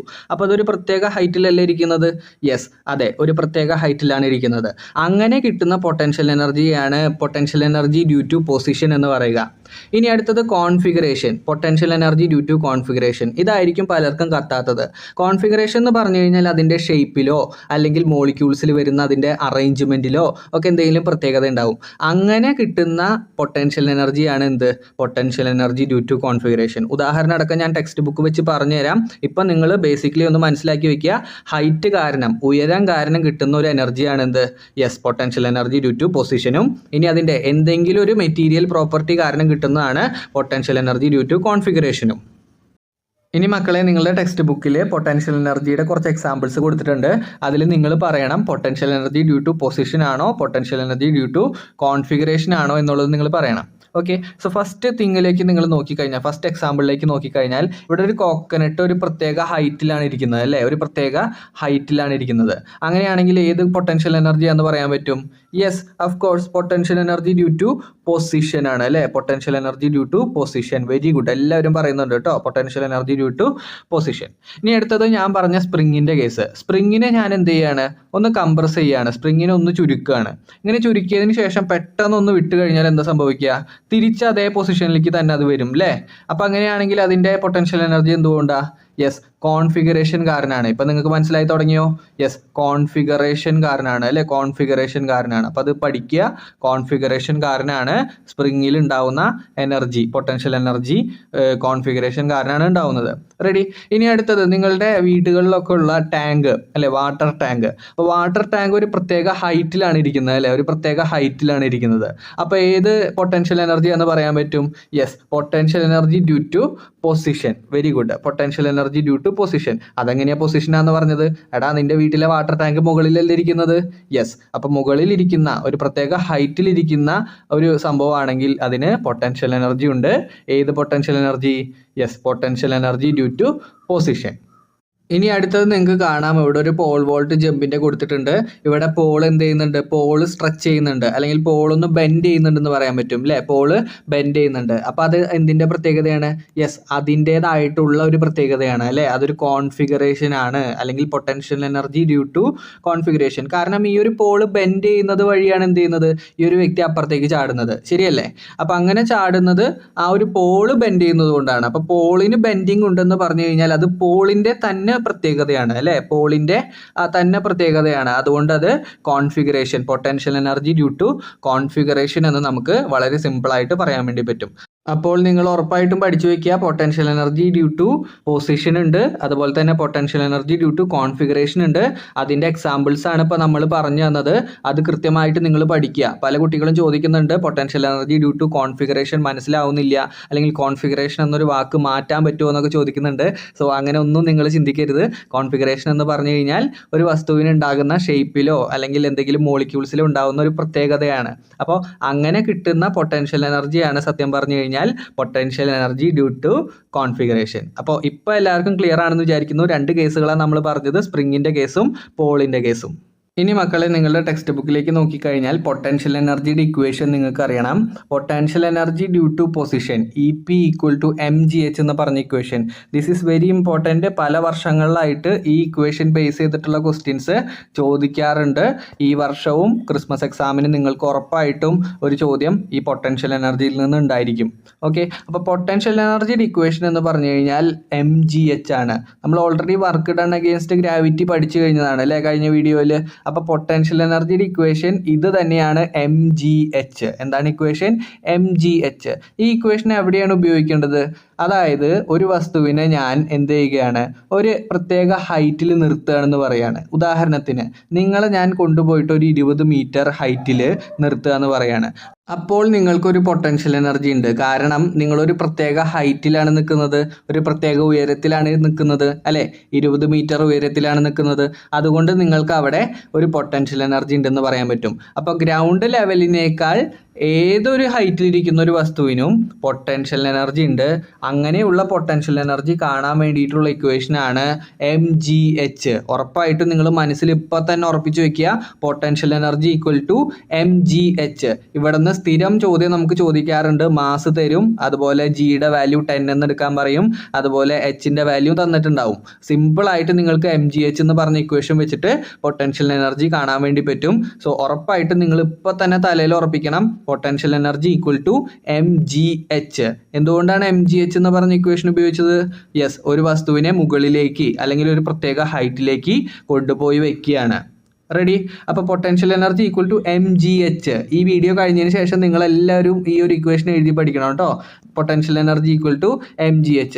അതിൻ്റെ ഒരു ചോദ്യം ഇവർ ഇവിടെ കൊടുത്തിട്ടുണ്ട്. നമുക്ക് നോക്കാം എന്താണ് ക്വസ്റ്റ്യൻ എന്ന്. നമ്മൾ ക്വസ്റ്റ്യൻ ചെയ്യാൻ വേണ്ടി പോവാണ്. പൊട്ടൻഷ്യൽ എനർജിയുടെ ക്വസ്റ്റ്യൻ ആണ്. An object of mass 50 kilogram is lifted to a height of 8 metre from the ground. അതായത് തറയിൽ നിന്ന് 8 മീറ്റർ ഉയരത്തിൽ ഒരു 50 കിലോഗ്രാം മാസുള്ള ഒരു വസ്തുവിനെ കൊണ്ടുവച്ചിട്ടുണ്ടെന്നാണ് പറയുന്നത്. അപ്പോൾ വസ്തുവുണ്ട്, വസ്തുവിൻ്റെ മാസ് 50 കിലോഗ്രാം ആണ്, ഉയർത്തിയ ഹൈറ്റ് 8 മീറ്റർ ആണ്. ഇത്രയും കാര്യങ്ങളാണ് ക്വസ്റ്റ്യനിൽ പറയുന്നത്. ഫസ്റ്റ് ക്വസ്റ്റ്യൻ നമുക്ക് നോക്കാം. ക്വസ്റ്റ്യൻ ഇതാണ്: calculate the potential energy when it is on the ground. തറയിലാണെങ്കിൽ, ഈ വസ്തു തറയിലാണെങ്കിൽ, തറയിൽ ഇരിക്കാന്നിരിക്കട്ടെ, ഈ വസ്തു തറയിലാണ് ഇരിക്കുന്നതെങ്കിൽ നിങ്ങൾ നോക്കിയടാ, എച്ച് ഉണ്ടോ? ഇല്ല, എച്ച് 0 ആണ് അല്ലേ. എച്ച് എത്രയാണെന്ന് നമുക്ക് പറയാൻ പറ്റും? എച്ച് 0 ആണ്. അപ്പം എച്ച് 0 ആണെങ്കിൽ ഗ്രൗണ്ടിൽ ഇരിക്കുന്ന ഒരു വസ്തുവിന്, താഴെ നിലത്തിരിക്കുന്ന തറയിലിരിക്കുന്ന ഒരു വസ്തുവിന് എന്ത്, എച്ച് 0 ആണ്. അതുകൊണ്ട് പൊട്ടൻഷ്യൽ എനർജിയും 0 ആണ്. ഇപ്പം തന്നെ പഠിച്ചു വയ്ക്കുക. നിങ്ങൾ തറയിൽ ഇരിക്കുകയാണെങ്കിൽ, ഏതെങ്കിലും ഒരു വസ്തു തറയിലാണ് കിടക്കുന്നതെങ്കിൽ, താഴ്ഭാഗത്താണ് കിടക്കുന്നതെങ്കിൽ, ഗ്രൗണ്ടിലാണ് കിടക്കുന്നതെങ്കിൽ, അവിടെ പൊട്ടൻഷ്യൽ എനർജി എപ്പോഴും എന്തായിരിക്കും? 0 ആയിരിക്കും. ഓർത്തു വയ്ക്കുക മക്കളെ, പൊട്ടൻഷ്യൽ എനർജി ഗ്രൗണ്ടിലാണെങ്കിൽ ആ വസ്തുവിന് പൊട്ടൻഷ്യൽ എനർജി 0 ആയിരിക്കും. പഠിച്ചു വയ്ക്കുക. റെഡി? ഇനി രണ്ടാമത്തെ ക്വസ്റ്റ്യൻ നോക്കിക്കഴിഞ്ഞാൽ, potential energy when the body is at a height of 8 metre. 8 metre ഉയരത്തിലുള്ള ഒരു വസ്തുവിൻ്റെ, 50 കിലോഗ്രാം മാസുള്ള ഒരു വസ്തുവിൻ്റെ പൊട്ടൻഷ്യൽ എനർജിയാണ് കാണാൻ പറഞ്ഞിരിക്കുന്നത്. അപ്പം നിങ്ങൾ ഇക്വേഷൻ പറഞ്ഞ പൊട്ടൻഷ്യൽ എനർജി, യെസ്, വേഗം പറയടാ ഇക്വേഷൻ. യെസ്, mgh ആണ് ഇക്വേഷൻ. mgh. മാസ് ഇവിടെ നൽകിയിട്ടുണ്ട് അല്ലേ. മാസ് 50 ആണ്. ജി എത്രയാണ്? ജി ഞാൻ 10 എന്ന് എടുക്കുകയാണ് കേട്ടോ. 9.8 പകരം ഞാൻ 10 എന്ന് എടുക്കുകയാണ്. ഇനി എച്ചിൻ്റെ വില എത്രയാണ്? ഉയർത്തിയ ഹൈറ്റ് എത്രയാണ്? 8 മീറ്റർ ആണ്. യെസ്. അപ്പോൾ നമ്മൾ നോക്കിക്കഴിഞ്ഞാൽ 50 × 10 എന്ന് പറഞ്ഞു കഴിഞ്ഞാൽ 500 ആണ്. 500 × 8 എന്ന് പറഞ്ഞു കഴിഞ്ഞാൽ 8×5 40 ആണ്. 40ഉം കഴിഞ്ഞിട്ട് 2 0 അല്ലേ, 4000 ജൂളിന്ന് കിട്ടും. അപ്പോൾ നമുക്ക് എന്ത് ആൻസർ കിട്ടോടാ? യെസ്, 4000 ജൂളിന്ന് കിട്ടും. അപ്പോൾ നമുക്ക് കിട്ടി potential energy equal to 4000 joule. മനസ്സിലായോടാ ചെയ്ത മെത്തേഡ്? യെസ്, ഒന്നുമില്ല, ഒരു വസ്തുവിനെ താഴത്ത് വെച്ച് കഴിഞ്ഞാൽ, തറയിൽ വെച്ച് കഴിഞ്ഞാൽ പൊട്ടൻഷ്യൽ എനർജി 0 ആണ്. ഇനി അതേസമയം അതിനെ ഒരു 8 മീറ്റർ ഉയർത്തി കഴിഞ്ഞാൽ നിങ്ങൾ ഉപയോഗിക്കേണ്ട ഇക്വേഷൻ mgh എന്ന് പറഞ്ഞ ഇക്വേഷൻ ആണ്. അതായത് എമ്മിന് പകരം 50, ജിക്ക് പകരം 10, എച്ചിന് പകരം 8. അപ്പം 50 × 10 × 8 എന്ന് പറഞ്ഞു കഴിഞ്ഞാൽ 4000 ജൂളാണ്.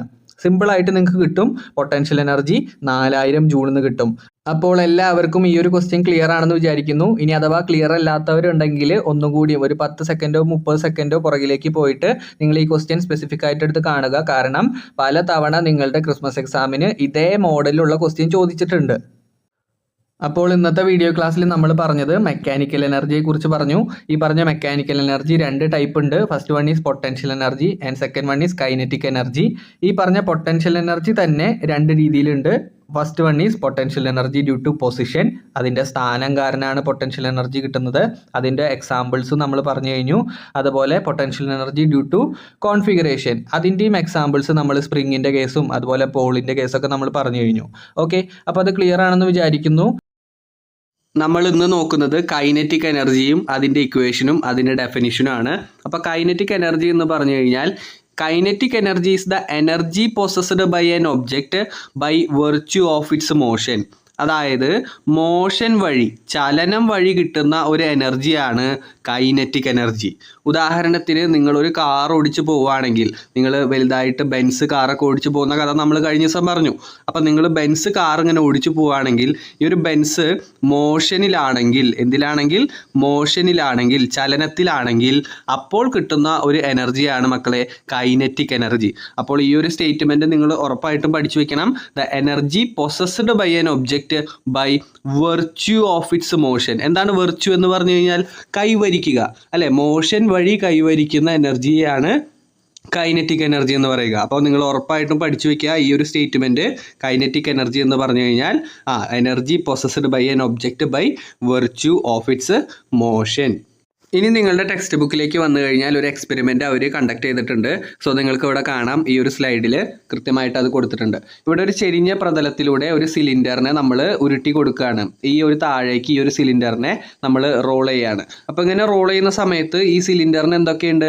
യെസ്, ഈ സിലിണ്ടറിന് മാസ് ഉണ്ട്, അല്ലേ? മാസ് ഉണ്ട്. അതുപോലെ ഈ ഒരു സിലിണ്ടർ എന്ത് ചെയ്യുന്നുണ്ട്? യെസ്, ഒരു നിശ്ചിത വെലോസിറ്റിയിൽ മൂവ് ചെയ്യുന്നുണ്ട്. അപ്പോൾ കൈനറ്റിക് എനർജീനെ സ്വാധീനിക്കുന്ന രണ്ട് ഘടകങ്ങൾ നിങ്ങളെടുത്ത് ചോദിക്കും.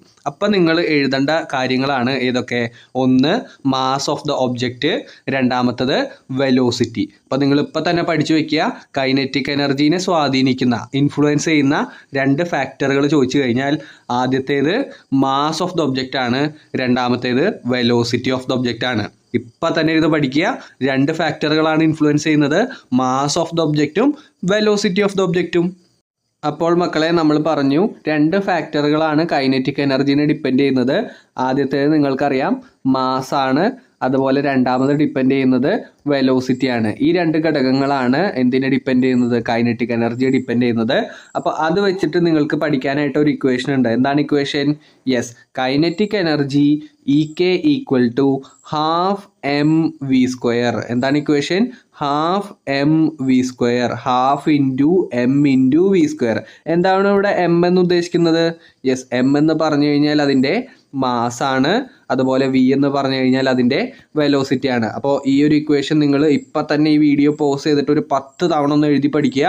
Half mv², kinetic energy equal to half mv². m എന്ന് പറഞ്ഞു കഴിഞ്ഞാൽ മാസാണ്, v എന്ന് പറഞ്ഞു കഴിഞ്ഞാൽ വെലോസിറ്റിയാണ്. ഇപ്പം തന്നെ നിങ്ങൾ മനസ്സിൽ ഉറപ്പിക്കുക, kinetic energy equal to half mv². ഉറപ്പായിട്ടും നിങ്ങൾ പഠിച്ചു വെക്കേണ്ട ഇക്വേഷനാണ്. ഇത് ബേസ് ചെയ്തിട്ട് നിങ്ങൾക്ക് ക്രിസ്മസ് എക്സാമിന് ചോദ്യങ്ങൾ ഉറപ്പായിട്ടും ചോദിച്ചിരിക്കും. Okay, so kinetic energy equal to half mv² എന്ന് നിങ്ങളെല്ലാവരും ഒരു 10 തവണ നിങ്ങൾ കൃത്യമായിട്ട് എഴുതി പഠിക്കുക. കാരണം ഇത് എഴുതി പഠിക്കാൻ പറയുന്നത് പല കുട്ടികളും എക്സാം ഹോളിലേക്ക് എത്തുമ്പോൾ ഈ ഒരു ഇക്വേഷൻ മറന്നു പോകുന്ന ഒരു കാര്യം വരാറുണ്ട്. സോ നിങ്ങൾ മറക്കരുത്, kinetic energy equal to half mv². Kinetic energy equal to half mv². പഠിച്ചല്ലോ എല്ലാവരും? യെസ്, ഒരു 10 തവണ പറഞ്ഞു കഴിഞ്ഞാൽ നമുക്ക് ഈ ഒരു ഇക്വേഷൻ അടിപൊളിയായിട്ട് നമുക്ക് കിട്ടുള്ളൂ. അപ്പോൾ അത് വെച്ചിട്ടുള്ള ഒരു ചോദ്യം, ഈ ഒരു ബോക്സ് നമ്മൾ കംപ്ലീറ്റ് ചെയ്യേണ്ടതായിട്ടുണ്ട്. അപ്പോൾ ഞാൻ ആദ്യത്തേത് നമുക്ക് ചെയ്തു തന്നിട്ടുണ്ട്, അല്ലേ? ആദ്യത്തേത് നമുക്ക് ചെയ്തിട്ടുണ്ട്. അപ്പോൾ അത് നമുക്ക് ചെയ്യേണ്ട, രണ്ടാമത്തേത് ചെയ്യാം. രണ്ടാമത്തേത് എന്താ പറയുന്നത്? യെസ്, മാസ് എന്ന് പറഞ്ഞു കഴിഞ്ഞാൽ 5 ആണ്, അതുപോലെ വെലോസിറ്റി എന്ന് പറഞ്ഞു കഴിഞ്ഞാൽ 2 ആണ്. നമ്മുടെ അടുത്ത് ചോദിച്ചിരിക്കുന്നത് കൈനറ്റിക് എനർജി കാണാനാണ്, അല്ലേ? കൈനറ്റിക് എനർജി ഈക്വൽ ടു നിങ്ങൾക്കറിയാം ഹാഫ് mv² ആണ്. Half mv². ഇവിടെ ഹാഫ് ഉണ്ട്, ഹാഫ് ഇൻറ്റു m എന്ന് പറഞ്ഞു കഴിഞ്ഞാൽ യെസ് എത്രയാണ്? 5 ആണ്, അല്ലേ? അപ്പോൾ m എന്ന് പറഞ്ഞു കഴിഞ്ഞാൽ 5 ആണ്, ഇൻറ്റു v² എന്ന് പറഞ്ഞു കഴിഞ്ഞാൽ 2ൻ്റെ സ്ക്വയർ. റെഡി? അപ്പോൾ നമ്മൾ ചെയ്ത് കഴിഞ്ഞാൽ എന്ത് കിട്ടോടാ? യെസ്, ഹാഫ് ഇൻറ്റു 5 ഇൻറ്റു 2ൻ്റെ സ്ക്വയർ എത്രയാടാ? യെസ്, 4. ഇനി ഇവിടുന്ന് ഈ പറഞ്ഞ 2നെയും 4നെയും ഞാൻ കട്ട് ചെയ്ത് കളയാണ്. കാരണം 2ൻ്റെ പട്ടികയിൽ 4 എത്ര തവണ പോവും? യെസ്, 2 തവണ പോവും, അല്ലേ? 2 തവണ. അപ്പോൾ ഇവിടെ ബാലൻസ് 2 വന്നു. അത് നിങ്ങൾ കാൽക്കുലേഷൻ നിങ്ങൾ തന്നെ ചെയ്യണം. ഇനി ഫൈനലി കിട്ടും 5 ഇൻറ്റു 2 എന്ന് പറഞ്ഞു കഴിഞ്ഞാൽ 10 എന്ന് കിട്ടും. ഓക്കെ, അപ്പോൾ നമുക്ക് അവിടെ എഴുതാൻ വേണ്ടി പറ്റും കൈനറ്റിക് എനർജി എന്ന് പറയുന്നത് 10 ജൂളാണ്. അപ്പോൾ കൃത്യമായിട്ട് നിങ്ങൾ ഈ ഒരു ഇക്വേഷൻ ഉപയോഗിച്ചിട്ട് കൈനറ്റിക് എനർജി കണ്ടുപിടിച്ച് കഴിഞ്ഞാൽ നിങ്ങൾക്ക് ഉറപ്പായിട്ടും ഈ ഒരു ക്വസ്റ്റ്യനും ചെയ്യാൻ വേണ്ടി പറ്റും. ഇനി മക്കളെ മൂന്നാമത്തെ സെറ്റിലേക്ക് വന്നു കഴിഞ്ഞാൽ മാസ് 10 ആണ്, അതുപോലെ വെലോസിറ്റി 4 ആണ്. നമുക്ക് കണ്ടുപിടിക്കേണ്ടത് കൈനറ്റിക് എനർജി ആണ്, അല്ലേ?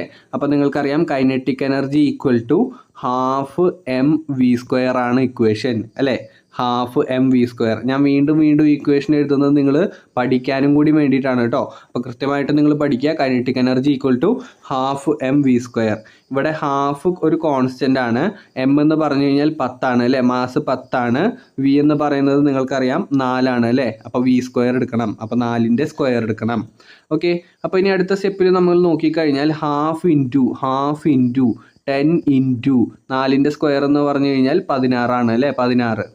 ഇനി 2നെയും 16നെയും ഞാൻ കട്ട് ചെയ്ത് കളയാണ്. കാരണം 16 2ൽ എത്ര തവണ പോവും? യെസ്, 8 തവണ പോവും അല്ലേ, 8 തവണ പോവും. അപ്പോൾ ഇവിടെ 8 വരും. ഇനി 10 × 8 എന്ന് പറഞ്ഞു കഴിഞ്ഞാൽ 80 ആണ് അല്ലേ, 80. അപ്പോൾ നമ്മുടെ ഫൈനൽ ആൻസർ കിട്ടും 80 ജൂളെന്ന് കിട്ടും. എത്ര കിട്ടൂടാ? യെസ്, 80 ജൂളെന്ന് കിട്ടും. അപ്പോൾ ഞാൻ അവിടെ എഴുതി വെക്കുകയാണ് 80 ജൂളെന്ന് നമുക്ക് ഫൈനലി നമുക്ക് കിട്ടും. ഇനി അടുത്ത 4ാമത്തെ സെറ്റിലേക്ക് വന്നു കഴിഞ്ഞാൽ 4ാമത്തെ സെറ്റിൽ അവർ പറയാണ് മാസ് എന്ന് പറയുന്നത് എത്രയാന്ന് പറയുന്നു. യെസ്, മാസ് 10 ആണ് അല്ലേ. അതുപോലെ വെലോസിറ്റി 1 ആണ്. മാസ് 10ഉം അതുപോലെ വെലോസിറ്റി 1 ആണ്. നമുക്ക് കൈനറ്റിക് എനർജി എങ്ങനെയാണ് കണ്ടുപിടിക്കുക? യെസ്, കൈനറ്റിക് എനർജി =12 ആണ് സാറേ എന്ന് നിങ്ങൾ പറയും അല്ലേ. അപ്പോൾ ഹാഫ് ഇൻറ്റു എം എന്ന് പറഞ്ഞു കഴിഞ്ഞാൽ 10 ആണ്. വി എന്ന് പറഞ്ഞു കഴിഞ്ഞാൽ യെസ് 1ൻ്റെ സ്ക്വയർ ആണ് നമുക്ക് വേണ്ടത് അല്ലേ. അപ്പോൾ ഹാഫ് ഇൻറ്റു 10 ഇൻറ്റു 1 തന്നെ കിട്ടും. അതായത് 10നെയും 2നെയും നമ്മൾ കട്ട് ചെയ്ത് കളയുമ്പോൾ നമുക്ക് കിട്ടും എത്ര കിട്ടൂടാ? യെസ്, 5 ജൂളെന്ന് കിട്ടും. ശരിയല്ലേ, 5 ജൂളെന്ന് കിട്ടും. കാരണം 10ൻ്റെ പകുതി എടുത്താൽ മതി. അപ്പോൾ നിങ്ങൾക്ക് കിട്ടും 5 ജൂളെന്ന് കറക്റ്റായിട്ട് നിങ്ങൾക്ക് ആൻസർ കിട്ടും. അപ്പോൾ ഇത്രയും കാര്യങ്ങൾ നിങ്ങൾ ഉറപ്പായിട്ടും ചെയ്യാൻ അറിയണം. കാരണം നിങ്ങൾക്ക് കാറിൻ്റെ കേസ് വെച്ചിട്ടും അല്ലെങ്കിൽ ബസ് പോയ ഒരു വെലോസിറ്റി ഉണ്ടെന്നൊക്കെ പറഞ്ഞിട്ടും നിങ്ങൾക്ക് എക്സാമിന് ക്വസ്റ്റ്യൻ ചോദിക്കാൻ ചാൻസ് കൂടുതലാണ്. അതുപോലെ തന്നെ പ്രീവിയസ് ഇയർ ക്വസ്റ്റ്യൻ പേപ്പറുകൾ എടുത്തു കഴിഞ്ഞാൽ നിങ്ങൾക്ക് എക്സാമിന് നിങ്ങൾ പ്രീവിയസ് ഇയർ ക്വസ്റ്റ്യൻ പേപ്പർ എടുത്ത് പരിശോധിച്ച് നോക്കിക്കഴിഞ്ഞാൽ കൈനറ്റിക് എനർജിയിൽ നിന്നുള്ള കാൽക്കുലേഷൻ ടൈപ്പ് ഓഫ് ചോദ്യങ്ങൾ ചോദിച്ചതായിട്ട് കാണാൻ പറ്റും. കഴിഞ്ഞ വർഷവും കഴിഞ്ഞതിൻ്റെ മുമ്പത്തെ വർഷമൊക്കെ നിങ്ങൾ ക്വസ്റ്റ്യൻ പേപ്പേഴ്സ് എടുത്തിട്ട് അനലൈസ് ചെയ്ത് പഠിക്കുക. കാരണം കൈനറ്റിക് എനർജിയുടെ ഇക്വേഷൻ അത്രയും ഇമ്പോർട്ടൻ്റ് ആണ്. Kinetic energy =12 mv². ഇനി അടുത്തത് നമുക്ക് പഠിക്കാനുള്ളത് എനർജി ട്രാൻസ്ഫർമേഷനെ കുറിച്ചിട്ടാണ്. വളരെ സിമ്പിളായിട്ട് ഏറ്റവും ചെറിയൊരു ടോപ്പിക്കാണ് എനർജി ട്രാൻസ്ഫർമേഷൻ എന്ന് പറയുന്നത്. എന്താണ് എനർജി ട്രാൻസ്ഫർമേഷൻ? അതായത് എനർജിയെ ഒരു രൂപത്തിൽ നിന്ന് മറ്റൊരു രൂപത്തിലേക്ക് മാറ്റുന്ന ആ ഒരു പ്രവർത്തനത്തിനെയാണ് എനർജി ട്രാൻസ്ഫർമേഷൻ എന്ന് പറയുക. ഉദാഹരണങ്ങൾ ഇവിടെ കുറേ കൊടുത്തിട്ടുണ്ട്. നിങ്ങൾക്ക് ആ ഒരു സന്ദർഭങ്ങൾ കൃത്യമായിട്ട് വായിക്കാം. N electric motor converts electric energy into mechanical energy.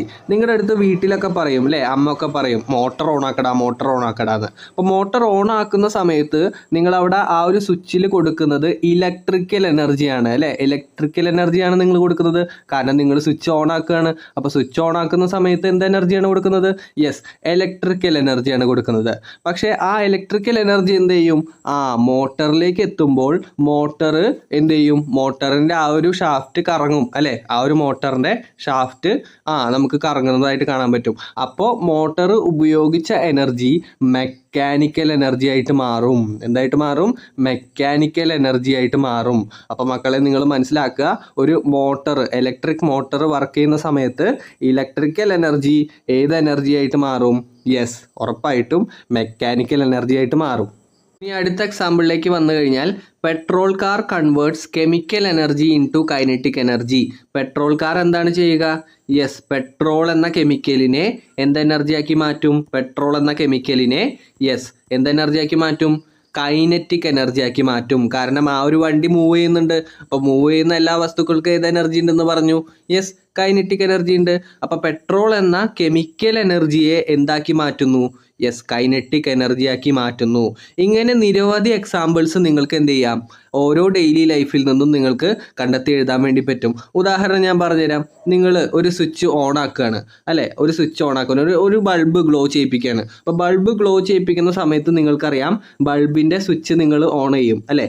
അപ്പോൾ സ്വിച്ച് ഓൺ ചെയ്യുക എന്ന് പറഞ്ഞു കഴിഞ്ഞാൽ നിങ്ങൾ കൊടുത്തത് അവിടെ ഇലക്ട്രിക്കൽ എനർജിയാണ് അല്ലേ. ഇലക്ട്രിക്കൽ എനർജിയാണ് കൊടുത്തത്. അപ്പോൾ സ്വിച്ച് ഓൺ ആകുന്ന സമയത്ത് ആ ബൾബ് കത്തും അല്ലേ. ആ ഒരു ബൾബ് ഗ്ലോ ചെയ്യും. അപ്പോൾ ബൾബ് ഗ്ലോ ചെയ്യുന്ന സമയത്ത് അവിടെ എന്ത് എനർജി ഉണ്ടായി? ലൈറ്റ് എനർജി ഉണ്ടായി. ശരിയല്ലേടാ? യെസ്. അപ്പോൾ അവിടെ ഒരു എനർജി ട്രാൻസ്ഫർമേഷൻ നടന്നു എന്ന് പറയാൻ പറ്റും. അപ്പോൾ ഇതുപോലെ ഒരുപാടധികം എനർജി ട്രാൻസ്ഫർമേഷൻസ് നമുക്ക് ചുറ്റും നടക്കുന്നുണ്ട്. അപ്പോൾ അത്തരം എനർജി ട്രാൻസ്ഫർമേഷൻസ് നിങ്ങൾക്ക് കൂടുതൽ അറിയുന്നുണ്ടെങ്കിൽ നിങ്ങൾ താഴെ കമൻറ്റ് ബോക്സിൽ ഓരോ സിറ്റുവേഷൻസ് നിങ്ങൾക്ക് കമൻറ്റ് ചെയ്തിട്ട് പറയാവുന്നതാണ്. ഇന്ന എനർജി ഇത്ര എനർജി ആയിട്ട് മാറും, അല്ലെങ്കിൽ ഇലക്ട്രിക്കൽ എനർജി മെക്കാനിക്കലായിട്ട് മാറും, അതുപോലെ ഇലക്ട്രിക്കൽ എനർജി ലൈറ്റ് എനർജി ആയിട്ട് മാറും. അതൊക്കെ നിങ്ങൾക്ക് കമൻറ്റ് ചെയ്യാവുന്നതാണ്. ഇനി മക്കളെ, നിങ്ങളുടെ ടെക്സ്റ്റ് ബുക്കിൽ ഒരു ബലൂൺ ടോയ് കാറിൻ്റെ എക്സ്പെരിമെൻറ്റ് കൃത്യമായിട്ട് നിങ്ങൾക്ക് കാണാൻ പറ്റും. So balloon toy car experiment പുതിയതായിട്ട് ആഡ് ചെയ്തതുകൊണ്ട് നിങ്ങൾക്ക് പരീക്ഷയ്ക്ക് ഇതിൻ്റെ കോൺസെപ്റ്റ് ചോദിക്കാനായിട്ടുള്ള സാധ്യതയുണ്ട്. അപ്പോൾ നിങ്ങൾ നോക്കുക, ഇവിടെ ഒരു ബോട്ടിൽ എടുത്തിട്ടുണ്ട്. ഈ ബോട്ടിലേക്ക് 2 വീൽസ് കണക്ട് ചെയ്തിട്ടുണ്ട്. അതുപോലെ അതിൻ്റെ മുകളിലായിട്ട് ഒരു സ്ട്രോ വെച്ച് കൊടുത്തിട്ടുണ്ട്. ആ സ്ട്രോ ആയിട്ട് എന്ത് കണക്ട് ചെയ്തിട്ടുണ്ട്? യെസ്, ഒരു ബലൂൺ കണക്ട് ചെയ്ത് വെച്ചിട്ടുണ്ട് അല്ലേ, ഒരു ബലൂൺ കണക്ട് ചെയ്ത് വെച്ചിട്ടുണ്ട്. അപ്പോൾ മക്കളെ, നിങ്ങൾക്കറിയാം ഈ ബലൂണിലേക്ക് എയർ നിറയ്ക്കുന്ന സമയത്ത് അവിടെ പൊട്ടൻഷ്യൽ എനർജി ഉണ്ടായിരിക്കും. എന്തുണ്ടായിരിക്കും? യെസ്, പൊട്ടൻഷ്യൽ എനർജി ഉണ്ടായിരിക്കും. ഇത് കഴിഞ്ഞ വീഡിയോ കാണാത്തവർക്ക് മനസ്സിലാവില്ല. അപ്പോൾ കഴിഞ്ഞ വീഡിയോ നിങ്ങൾ കണ്ടിട്ടില്ലെങ്കിൽ അത് കണ്ടതിന് ശേഷം മാത്രം ഈ വീഡിയോ നിങ്ങൾ കാണുക. ഓക്കെ. സോ പൊട്ടൻഷ്യൽ എനർജി എന്ന് പറഞ്ഞു കഴിഞ്ഞാൽ yes, potential energy due to configuration ആയിരിക്കും ഉണ്ടാവുക അല്ലേ. കാരണം ഇതിൻ്റെ ഷേപ്പിലാണ് വ്യത്യാസം വന്നത്. അപ്പോൾ ഷേപ്പിൽ വ്യത്യാസം വന്നു കഴിഞ്ഞാൽ potential energy due to configuration ഉണ്ടാവും. അതവിടെ നിൽക്കട്ടെ. അപ്പോൾ ബലൂണിലേക്ക് എയർ നിറച്ചു കഴിഞ്ഞാൽ അവിടെ പൊട്ടൻഷ്യൽ എനർജി ഉണ്ടായിരിക്കും. റെഡി? അപ്പോൾ ഈ ഒരു എയർ നമ്മൾ പുറത്തേക്ക് കളയുന്ന സമയത്ത് ഈ ഒരു എയർ പുറകിലേക്കും ആ ഒരു ബോട്ടിൽ മുന്നിലേക്കും ചലിക്കാനായിട്ട് തുടങ്ങും. കാരണം ന്യൂട്ടൻ്റെ തേർഡ് ലോയിൽ നമുക്കറിയാം അല്ലേ, every action has an equal and opposite reaction. അപ്പോൾ എയർ കളയുന്ന ഒരു ആക്ഷൻ ചെയ്ത് കഴിഞ്ഞാൽ ആ ഒരു ബോട്ടിൽ എന്ത് ചെയ്യും? മുന്നോട്ട് ഇങ്ങനെ സഞ്ചരിച്ചുകൊണ്ടിരിക്കും. അത് കോമൺ ആയിട്ട് നമുക്ക് ഒരു കോമൺ സെൻസ് വെച്ച് യൂസ് ചെയ്ത് കഴിഞ്ഞാൽ നമുക്ക് സിമ്പിളായിട്ട് കിട്ടുന്ന കാര്യമാണ്. അപ്പോൾ എയർ ബാക്കിലേക്ക് പോയി കഴിഞ്ഞാൽ ഈ ഒരു ബോട്ടിൽ ഫ്രണ്ടിലേക്ക് മൂവ് ചെയ്യുന്നതായിട്ട് കാണാൻ പറ്റും. റെഡി അല്ലേ? അപ്പോൾ മൂവ് ചെയ്യുമ്പോൾ മക്കളെ ഈ ഒരു ബോട്ടിലിന് ഒരു എനർജി കിട്ടും. എന്ത് എനർജി കിട്ടും? യെസ്, മൂവ് ചെയ്യുമ്പോൾ കിട്ടുന്ന എനർജി മറ്റൊന്നുമല്ല, കൈനറ്റിക് എനർജിയാണ്. എന്ത് എനർജിയാണ്? Kinetic energy. അപ്പോൾ മൂവ് ചെയ്യുന്ന സമയത്ത് ആ ഒരു ബോട്ടിലിന് എന്ത് എനർജി കിട്ടും? കൈനറ്റിക് എനർജി കിട്ടും. അപ്പോൾ നിങ്ങൾ നോക്കിയടാ, yes, here the potential energy of the balloon is converted into kinetic energy. എന്തായതു? ഇവിടെ പൊട്ടൻഷ്യൽ എനർജി എന്തായിട്ട് കൺവേർട്ട് ചെയ്തു? യെസ്, കൈനറ്റിക് എനർജി ആയിട്ട് കൺവേർട്ട് ചെയ്തു. അപ്പോൾ ഈ ഒരു എനർജി ട്രാൻസ്ഫോർമേഷൻ പറയണം, ഉറപ്പായിട്ടും നിങ്ങൾ പഠിച്ചു വെക്കണം. ഇവിടെ ബലൂൺ ടോയ് കാറിനകത്ത് പൊട്ടൻഷ്യൽ എനർജി കൈനറ്റിക് എനർജി ആയിട്ട് കൺവേർട്ട് ചെയ്തു. അപ്പോൾ ഈ ഒരു കാര്യം മാത്രമാണ് നിങ്ങൾ ഇതിൽ പഠിക്കേണ്ടത്. യെസ്, എനർജി ട്രാൻസ്ഫോർമേഷനിൽ പഠിക്കേണ്ടത്. അപ്പോൾ നിങ്ങൾക്ക് ധാരാളം എനർജി ട്രാൻസ്ഫോർമേഷൻ്റെ എക്സാമ്പിൾസ് ഇപ്പോൾ കിട്ടിയിട്ടുണ്ടായിരിക്കും. അതുപോലെ തന്നെ ഈ ബലൂൺ ടോയ് കാറിൻ്റെ കാര്യവും നിങ്ങൾ ഉറപ്പായിട്ട് ഓർത്ത് വയ്ക്കണം. കാരണം ഒരു സബ് ക്വസ്റ്റ്യൻ ആയിട്ടൊക്കെ നമ്മളുടെ ക്രിസ്മസ് എക്സാമിന് ചോദിക്കാനായിട്ടുള്ള ചാൻസ് ഉണ്ട്. സോ ഈ ഒരു ചിത്രം തന്നുകൊണ്ട് അതിൻ്റെ ക്വസ്റ്റ്യൻസ് ചോദിച്ചു കഴിഞ്ഞാൽ മക്കളെ മനസ്സിലാക്കി വെച്ചോ, പൊട്ടൻഷ്യൽ എനർജി എന്തായിട്ട് മാറും? കൈനറ്റിക് എനർജി ആയിട്ട് മാറും. വളരെ ഇമ്പോർട്ടൻ്റ് ആയിട്ട് ഉള്ള ഒരു ടോപ്പിക്കും അതുപോലെ തന്നെ സിമ്പിളായിട്ട് നിങ്ങൾക്ക് പഠിച്ചെടുക്കാൻ പറ്റുന്ന ഒരു ടോപ്പിക്കാണ് നമ്മൾ പഠിക്കുന്നത്. അപ്പോൾ ആദ്യം തന്നെ നമ്മൾ പഠിക്കാൻ പോകുന്നത് ലോ ഓഫ് കൺസർവേഷൻ ഓഫ് എനർജിയെ കുറിച്ചിട്ടാണ്. ഇതിൽ അത്യാവശ്യം കോൺസെപ്റ്റ് അടങ്ങിയിട്ടുള്ള ഒരു ടോപ്പിക്കാണ്. സോ കൃത്യമായിട്ട് നിങ്ങൾ ഇമ്പോർട്ടൻ്റ് ആയിട്ട് ശ്രദ്ധിച്ചിരിക്കണം law of conservation of energy. അതിനുശേഷം നമ്മൾ പഠിക്കാനായിട്ട് പോകുന്നത് പവറിനെ കുറിച്ചിട്ടാണ്. വളരെ സിമ്പിളായിട്ട് നിങ്ങൾക്ക് പവറിനെ കുറിച്ച് പഠിക്കാൻ പറ്റും. കാരണം നിങ്ങളുടെ ടെക്സ്റ്റ് ബുക്കിൽ വളരെ കുറച്ച് ടോപ്പിക്ക് മാത്രമേ പവറിനെ കുറിച്ച് കൊടുത്തിട്ടുള്ളൂ. അപ്പോൾ ഈ ഒരു ആദ്യത്തെ ടോപ്പിക്കിൽ അത്യാവശ്യം കോൺസെപ്റ്റ് വരുന്നത് കൊണ്ട് തന്നെ നിങ്ങൾക്ക് അത് ബേസ് ചെയ്തിട്ടുള്ള ചോദ്യങ്ങൾ എക്സാമിന് ചോദിക്കാൻ ചാൻസ് ഉണ്ട്. സോ കൃത്യമായിട്ട് നിങ്ങൾ ഇമ്പോർട്ടൻ്റ് ആയിട്ട് നോട്ട് ചെയ്ത് വെക്കുക law of conservation of energy. എന്താണ് law of conservation of energy? നമുക്ക് ആദ്യം ഒരു സ്റ്റേറ്റ്മെൻറ്റ് പഠിക്കണം. എന്താണ്? Yes, energy can neither be created nor be destroyed. എനർജിയെ നിർമ്മിക്കാനോ നശിപ്പിക്കാനോ കഴിയില്ല. അതാണ് ആദ്യത്തെ സ്റ്റേറ്റ്മെൻറ്റിൽ പറയുന്നത്. One form of energy can be converted into other forms of energy without loss or gain of energy. This is law of conservation of energy. അതായത് ഈ ഒരു സ്റ്റേറ്റ്മെൻറ്റ് നിങ്ങൾ ഉറപ്പായിട്ടും പക്കയായിട്ടും നിങ്ങൾ പഠിച്ചു വെക്കണം, ഷുവറായിട്ടും പഠിച്ചു വെക്കണം. കാരണം law of conservation of energy ചോദിച്ചു കഴിഞ്ഞാൽ നിങ്ങൾ ഈ ഒരു സ്റ്റേറ്റ്മെൻ്റ് ആണ് എഴുതേണ്ടത്. ഈ ഒരു സ്റ്റേറ്റ്മെൻറ്റിൽ എന്താണ് പറയുന്നത്? യെസ്, 2 കാര്യങ്ങളാണ് അല്ലേ. Energy can neither be created nor be destroyed. Energy എന്ത് ചെയ്യാൻ പറ്റില്ല? ക്രിയേറ്റ് ചെയ്യാനും പറ്റില്ല, ഡിസ്ട്രോയ് ചെയ്യാനും പറ്റില്ല, നിർമ്മിക്കാനോ നശിപ്പിക്കാനോ കഴിയില്ല. അതാണ് ആദ്യം പറയുന്ന കാര്യം. രണ്ടാമത് അവർ പറയുന്നു one form of energy can be converted into other forms of energy. അതായത് ഒരു ഫോമിൽ നിന്ന് എന്തിലേക്ക് മാറ്റുന്നു? യെസ്, മറ്റൊരു രൂപത്തിലേക്ക് എനർജിയെ മാറ്റാൻ വേണ്ടി പറ്റും. ഇതാണ് എവിടെ പറയുന്നത്? Yes, law of conservation of എനർജിയിൽ പറയുന്നത്. കഴിഞ്ഞ വീഡിയോയിൽ നമ്മൾ കണ്ടു പൊട്ടൻഷ്യൽ എനർജിയെ എന്ത് എനർജിയാക്കി മാറ്റി? യെസ്, കൈനറ്റിക് എനർജി ആക്കി മാറ്റി. ഇത് നമ്മൾ കഴിഞ്ഞ വീഡിയോ പാർട്ട് 4 വീഡിയോയിൽ നമ്മൾ പറഞ്ഞതാണ് പൊട്ടൻഷ്യൽ എനർജിയെ കൈനറ്റിക് എനർജി ആക്കി മാറ്റിയെന്ന്. അപ്പോൾ ഒരു ഫോം ഓഫ് എനർജിയെ മറ്റൊരു ഫോമിലേക്ക് മാറ്റുകയാണെങ്കിൽ അതിനെന്ത് പറയാം? Yes, law of conservation of എനർജിയുടെ ഒരു സ്റ്റേറ്റ്മെൻ്റ് ആയിട്ട് നമുക്ക് എടുക്കാൻ പറ്റും. അപ്പോൾ രണ്ട് കാര്യങ്ങളാണ് നമ്മളവിടെ പറഞ്ഞത്. Energy can neither be created nor be destroyed. അതുപോലെ തന്നെ ഒരു ഫോമിൽ നിന്ന് മറ്റൊരു ഫോമിലേക്ക് മാറ്റാൻ പറ്റും. അതിനെയാണ് എന്ത് പറയുക? Yes, law of conservation of energy. അപ്പോൾ ഉറപ്പായിട്ടും നിങ്ങൾ ഈ ഒരു സ്റ്റേറ്റ്മെൻറ്റ് പഠിച്ചു വെച്ചിരിക്കണം. അപ്പോൾ ആ ഒരു സ്റ്റേറ്റ്മെൻറ്റ് ക്ലിയർ ആവാൻ വേണ്ടിയിട്ട് നിങ്ങൾക്ക് കൃത്യമായിട്ട് ഞാൻ പറഞ്ഞുതരാം. ഇവിടെ ഒരു ബോളിന് ഞാൻ ഡ്രോപ്പ് ചെയ്യാണ്. അപ്പോൾ ഡ്രോപ്പ് ചെയ്യുന്ന സമയത്ത് ഇവിടെ 3 പൊസിഷൻസ് ഞാൻ മാർക്ക് ചെയ്ത് വെച്ചിട്ടുണ്ട് അല്ലേ? 3 പൊസിഷൻസ്. അപ്പോൾ ഈ 3 പൊസിഷൻസിനകത്ത് ആദ്യത്തെ പൊസിഷൻ എടുത്തു കഴിയുമ്പോൾ അറ്റ് ദ ടോപ്പ് പൊസിഷൻ, ഏറ്റവും ടോപ്പ് പൊസിഷനിൽ നിൽക്കുമ്പോൾ ഹൈറ്റ് മാക്സിമം ആണ് അല്ലേ? ഹൈറ്റ് മാക്സിമം ആണ്. ഏറ്റവും ഉയരത്തിലല്ലടാ നിൽക്കുന്നത്. അപ്പോൾ ഹൈറ്റ് മാക്സിമം ആണ്. അപ്പോൾ ഹൈറ്റ് മാക്സിമം ആണെന്ന് പറഞ്ഞു കഴിഞ്ഞാൽ മക്കളെ നിങ്ങൾക്കറിയാം എന്ത്? യെസ്, പൊട്ടൻഷ്യൽ എനർജി അവിടെ മാക്സിമം ആയിരിക്കും അല്ലെ? പൊട്ടൻഷ്യൽ എനർജി മാക്സിമം ആയിരിക്കും. അപ്പോൾ ഏറ്റവും ഉയരത്തിലാണ് ആ വസ്തു നിൽക്കുന്നതെങ്കിൽ പൊട്ടൻഷ്യൽ എനർജി മാക്സിമവും കൈനറ്റിക് എനർജി എന്തായിരിക്കും? യെസ്, 0 ആയിരിക്കും. എന്തായിരിക്കും? കൈനറ്റിക് എനർജി 0 ആയിരിക്കും. പൊട്ടൻഷ്യൽ എനർജി മാക്സിമവും കൈനറ്റിക് എനർജി 0 ആയിരിക്കും. ഇനി അടുത്ത കേസിലേക്ക് വന്നു കഴിഞ്ഞാൽ, അടുത്ത പൊസിഷനിലേക്ക് വന്നു കഴിഞ്ഞാൽ ഇവിടെ ഏതെങ്കിലും ഒരു പൊസിഷൻ എടുത്തു, ഏതെങ്കിലും ഒരു മിഡ് പോയിന്റോ അല്ലെങ്കിൽ ഏതെങ്കിലും ഒരു പൊസിഷൻ എടുത്തു കഴിഞ്ഞാൽ ഇവിടെ ഒരു പ്രത്യേക ഹൈറ്റിലാണ് ആ ഒരു ബോൾ നിൽക്കുന്നത് അല്ലേ? ഒരു പ്രത്യേക ഹൈറ്റിലാണ് ഈ ഒരു ബോൾ നിൽക്കുന്നത്. അപ്പോൾ എന്ത് എനർജി ഉണ്ടെന്ന് പറയാൻ പറ്റും? യെസ്, സ്വാഭാവികമായിട്ടും പൊട്ടൻഷ്യൽ എനർജി ഉണ്ടെന്ന് പറയാൻ പറ്റും. ക്ലിയർ അല്ലേടാ? യെസ്, ഈ ഒരു ബോള് ഒരു പ്രത്യേക ഹൈറ്റിലാണ് നിൽക്കുന്നത്, അതുകൊണ്ട് അതിന് പൊട്ടൻഷ്യൽ എനർജി ഉണ്ട്. അതുപോലെ തന്നെ ഈ ഒരു ബോള് മൂവ് ചെയ്തുകൊണ്ടിരിക്കുകയാണ് അല്ലേ? ഈ ഒരു ബോൾ ഇങ്ങനെ താഴേക്ക് വന്നുകൊണ്ടിരിക്കുകയല്ലേ? യെസ്, അപ്പം മൂവ് ചെയ്തുകൊണ്ടിരിക്കുകയാണെങ്കിൽ അതിന് എന്ത് എനർജി കൂടി ഉണ്ട്? യെസ്, കൈനറ്റിക് എനർജി കൂടി ഉണ്ട്. അപ്പം മക്കളെ നിങ്ങൾ മനസ്സിലാക്കണം, ആ ഒരു ബോൾ വീഴുന്ന സമയത്ത് അതിന് 2 എനർജി ഉണ്ട്. ഏതൊക്കെ? യെസ്, പൊട്ടൻഷ്യൽ എനർജി ഉണ്ട്, അതുപോലെ തന്നെ കൈനറ്റിക് എനർജി ഉണ്ട്. 2 എനർജി ഉണ്ട്, പൊട്ടൻഷ്യലും ഉണ്ട് കൈനറ്റിക്കും ഉണ്ട്.